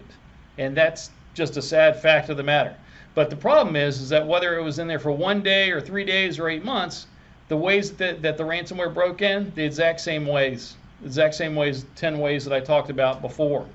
So once you start thinking about a data-driven defender's approach, is you start thinking, okay, how do things break in? Is it unpatched software? Is it social engineering? Is it misconfiguration? Is it user error? Is it eavesdropping? Whatever it is, you figure out using your data of how malware and or attackers, hackers have gotten into your environment, will most likely get in your environment, and then you start to close those holes. So if you're like, it's unpatched software, it turns out that the last couple times we had viruses on people's systems, we hadn't patched Adobe Acrobat or something like that, and you start to focus on closing the holes. When you think about it with a data-driven defense approach, you think about your different root causes, the 10 that I listed before, figure out which ones are most likely to let badness into your environment, and then focus your mitigations and defenses on closing them. Because in most environments, there's one or two things that account for almost all the risk. So usually is a big number one and a number two thing, and maybe a number three thing. And the number one and number two thing, by the way, have been the same two things for the entirety of computers. The number three thing changes. Sometimes it's passwords, sometimes it's insider attack, sometimes it's misconfiguration. But number one and number two are pretty consistent and have been for decades. And if you don't focus on number one and number two and number three, the rest of it doesn't matter.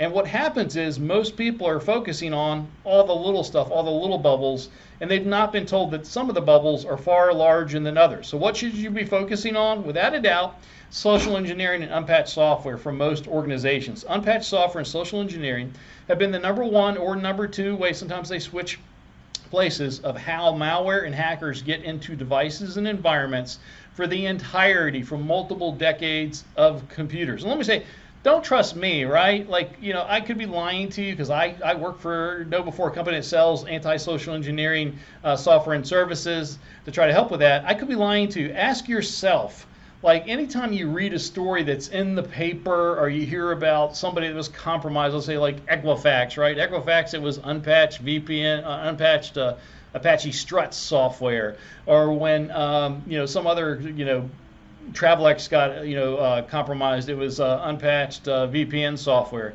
Most of the time it's unpatched software and social engineering, and most of the time it's social engineering. People got tricked out of their passwords or got tricked into running a Trojan horse program or something like that. And again, think about yourself. If you've ever been compromised on your computer at home, how did it happen? Probably because you got tricked, socially engineered into running something you shouldn't have, or you had unpatched software at your company. If you had a company that was compromised, how did it, how did the bad guy or the malware get in there? Probably social engineering and unpatched software. Social engineering is responsible for 70 to 90% of all malicious data breaches. And let me say that number varies. I've seen some surveys say it was only 40%, and then some I've seen as high as 91, 92%. Whatever the number is, it's always the number one way that hackers and malware get into an environment. And then unpatched software is somewhere around 20 to 40%, and those two things together account for somewhere between 90 to 99% of the reasons of why hackers and malware got onto a device or in an organization. And again, have been that way for the entirety of computers. It used to be unpatched software by itself was number one for a lot of decades. Matter of fact, unpatched Oracle Java up until about 2005. For about 10 years, from 1995 to like 2005, unpatched Oracle Java or Sun Java back in the day was by itself in 1 year. 1 year Cisco reported that unpatched Oracle Java was responsible for 91% of all successful exploits by itself. Meaning if you better patched one program, Oracle Java, that you would only have 9% of entire IT security risk left to mitigate. But the browser manufacturers and Apple and Google and Microsoft pretty soon started kind of pulling Java out of the browser, and so you didn't have to worry about unpatched Java.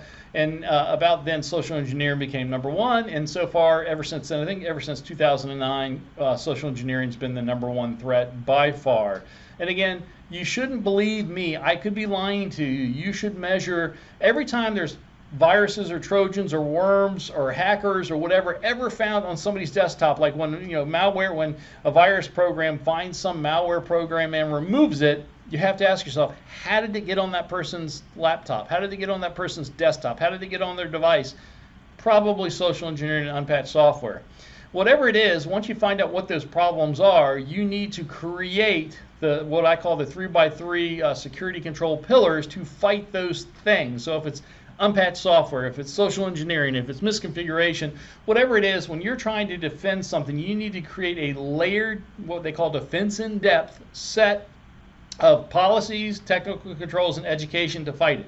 You want to create the best policies you can to stop something from attacking someone. Like maybe you say never click on an unexpected file attachment, never provide your password to an email or something like that. And then you have your technical controls. Those are things that you can implement in technology. That's your firewalls, your secure configurations, your content filtering, your anti-phishing, anti-spam controls.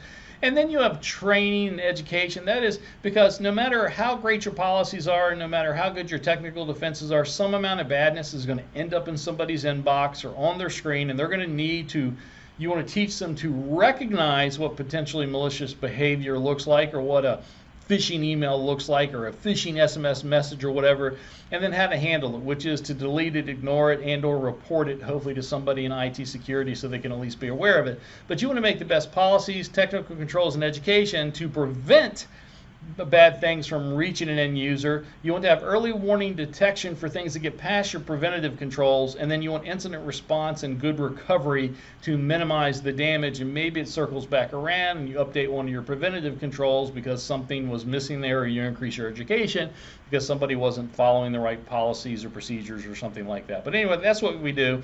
You want to create the best policies, technical controls, and education to prevent bad things from happening, to get early warning response and detection of things that get past your preventative controls, and then incident response and recovery to minimize the damage and get back up and working. And if you do the data-driven defense correctly, you're going to have an increased focus on the right threats.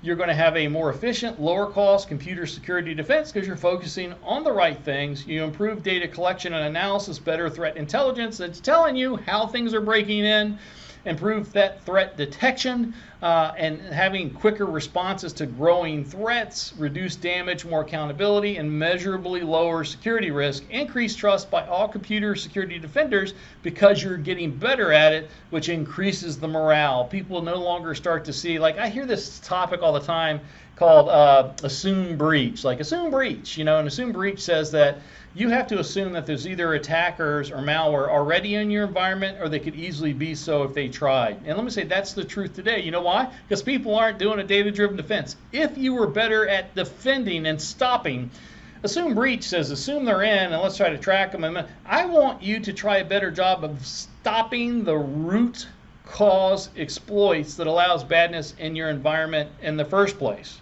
So now that you're a data-driven defense expert, I want to quiz you and put your knowledge to use. I want you to look at this list of threats here and tell me what are the top threats in your environment today. Is it ransomware? Is it pass the hash attacks, malicious file attachments, rogue websites, end users? Well, this is kind of a trick question because those are outcomes, most of those are outcomes of the real root causes. Here are your real root causes again. They happen because of programming bugs, either patched or unpatched, social engineering, authentication attacks, and so on. Focus on root causes. Ransomware is not your problem. Remote access Trojan, not your problem. Pass the hash attacks, not your problem. They are outcomes of a problem, which is one of these root causes. And if you want to stop badness from breaking into your environment, you need to do a better job at focusing on the root exploit methods used to allow that badness to break in. And if you don't know what those top root causes are today, if you don't have your data today, a lot of people don't, just know it's unpatched software and social engineering for most organizations. It's usually social engineering by a big shot. Or let's do another example here. We all know that we have to do lots of patching. Matter of fact, last year there's 18,103 things that we were told that we needed to patch. And we have to patch not only PCs and laptops and cell phones, but also virtual machines and cloud machines and maybe microservices and containers. And we have to install software patches and firmware patches and maybe like Meltdown Inspector hardware patches and stuff on premises or on the cloud. There's a lot of patching going on. Patch. Where do you need to patch first? Right? Because you've got, this is kind of an older chart here of 12,174 things to do, or 18,103 last year. Well, here's all the potential threats in the world. This would be the 18,103 this year, the 12,000 last year, the 16,000. So you have all these potential threats you're being told that you need to worry about.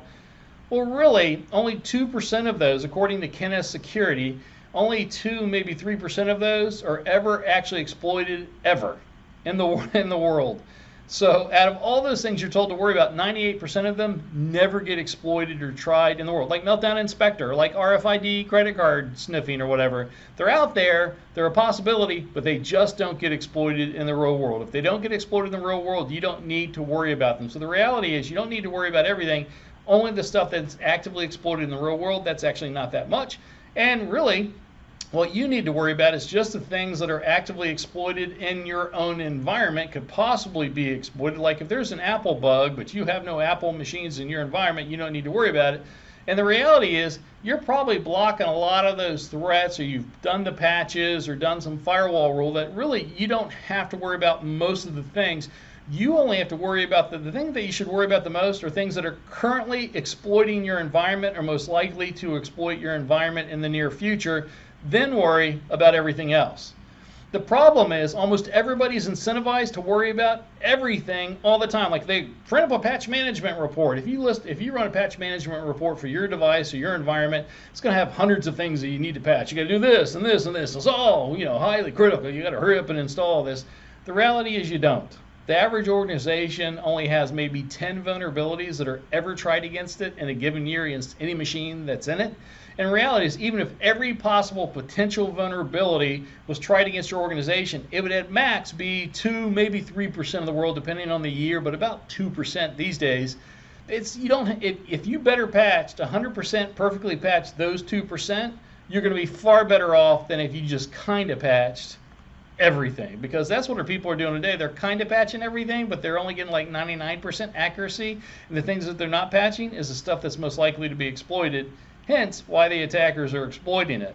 And you need to do a similar analysis across all types of threat types, whether it's social engineering or misconfiguration. The idea is that it's not everything that's exploiting you. It's not everything that's being abused. You want to concentrate first and best on the things that are actually going to be used to exploit you soonest. And again, as Cybersecurity said, is most CVs, common vulnerability exploits, don't even have a published exploit, but out of that, only about 2% are actually exploited in the wild. That's why when I saw Meltdown Inspector, I was actually at a company, I was like, even though it seems high risk, Meltdown Inspector, I don't think you need to patch it right away. And this one company actually said, Roger, I think you're wrong. And they actually they didn't fire me. I was there consulting, kind of free, but they walked me outside the company. And the CEO, CISO said, Roger, I appreciate you being here. You're a good guy. I love your data-driven defense book. But I'm trying to patch Meltdown Inspector. They're obviously huge risk bugs, and I need, you're telling us that you're telling my management they don't need to apply the patches, and I just think you're wrong and appreciate you being here. Have a good day. Well, he applied those patches the next week. He got approval. They ended up blue screening 60% of his computers, completely blue screened them because the patches had bugs. And the ones that the computers that it didn't blue screen, it caused massive performance problems. It shut his company down, and he had to uninstall these patches, and they were down for days. And lo and behold, a year or two later, not a single real-world exploit that used Meltdown Inspector. So again, what should you do? You should focus on the things that are most likely to get you attacked. What are those things? Internet browser add-ins, right? Internet browsers, internet browser add-ins, any network advertising service daemons like remote desktop protocol, things that the attackers can look for and reach from outside on the internet. Your operating systems are attacked. Your productivity applications like Microsoft Office. On servers, web server software is what's mostly attacked. If you see a compromise against a company, it's usually web server software, operating system that was compromised, database software, management software, and actually another one that I'm just starting to see a lot of, especially through ransomware, is VPN software. I add the VPN software into that. So when you're trying to figure out what you need to defend against, you want to first defend against any exploits actively being successfully used against you today, then the things most likely to be used successfully against you in the near future. Because a lot of times we're attacked by stuff that is never going to be successful. You need to worry about the stuff that could be successful. Then you need to worry about the stuff that was recently used against you, because old attackers like to use those same exploits again to see if they can get into you. Then worry about everything else. This is what you need to worry about: the things currently being successfully used against you, things that are most likely to be used against you in the near future term, and then things that were used against you in the past. Those three things are usually the ways that you're going to be broken into. And remember, there is a big difference between your most unpatched program and your biggest risk. Like for years, Microsoft's Visual C++ redistributor was the most unpatched program. If you were to do patch scanning on any system, that would be the program that was probably most likely unpatched, except for it was never hacked once in the wild.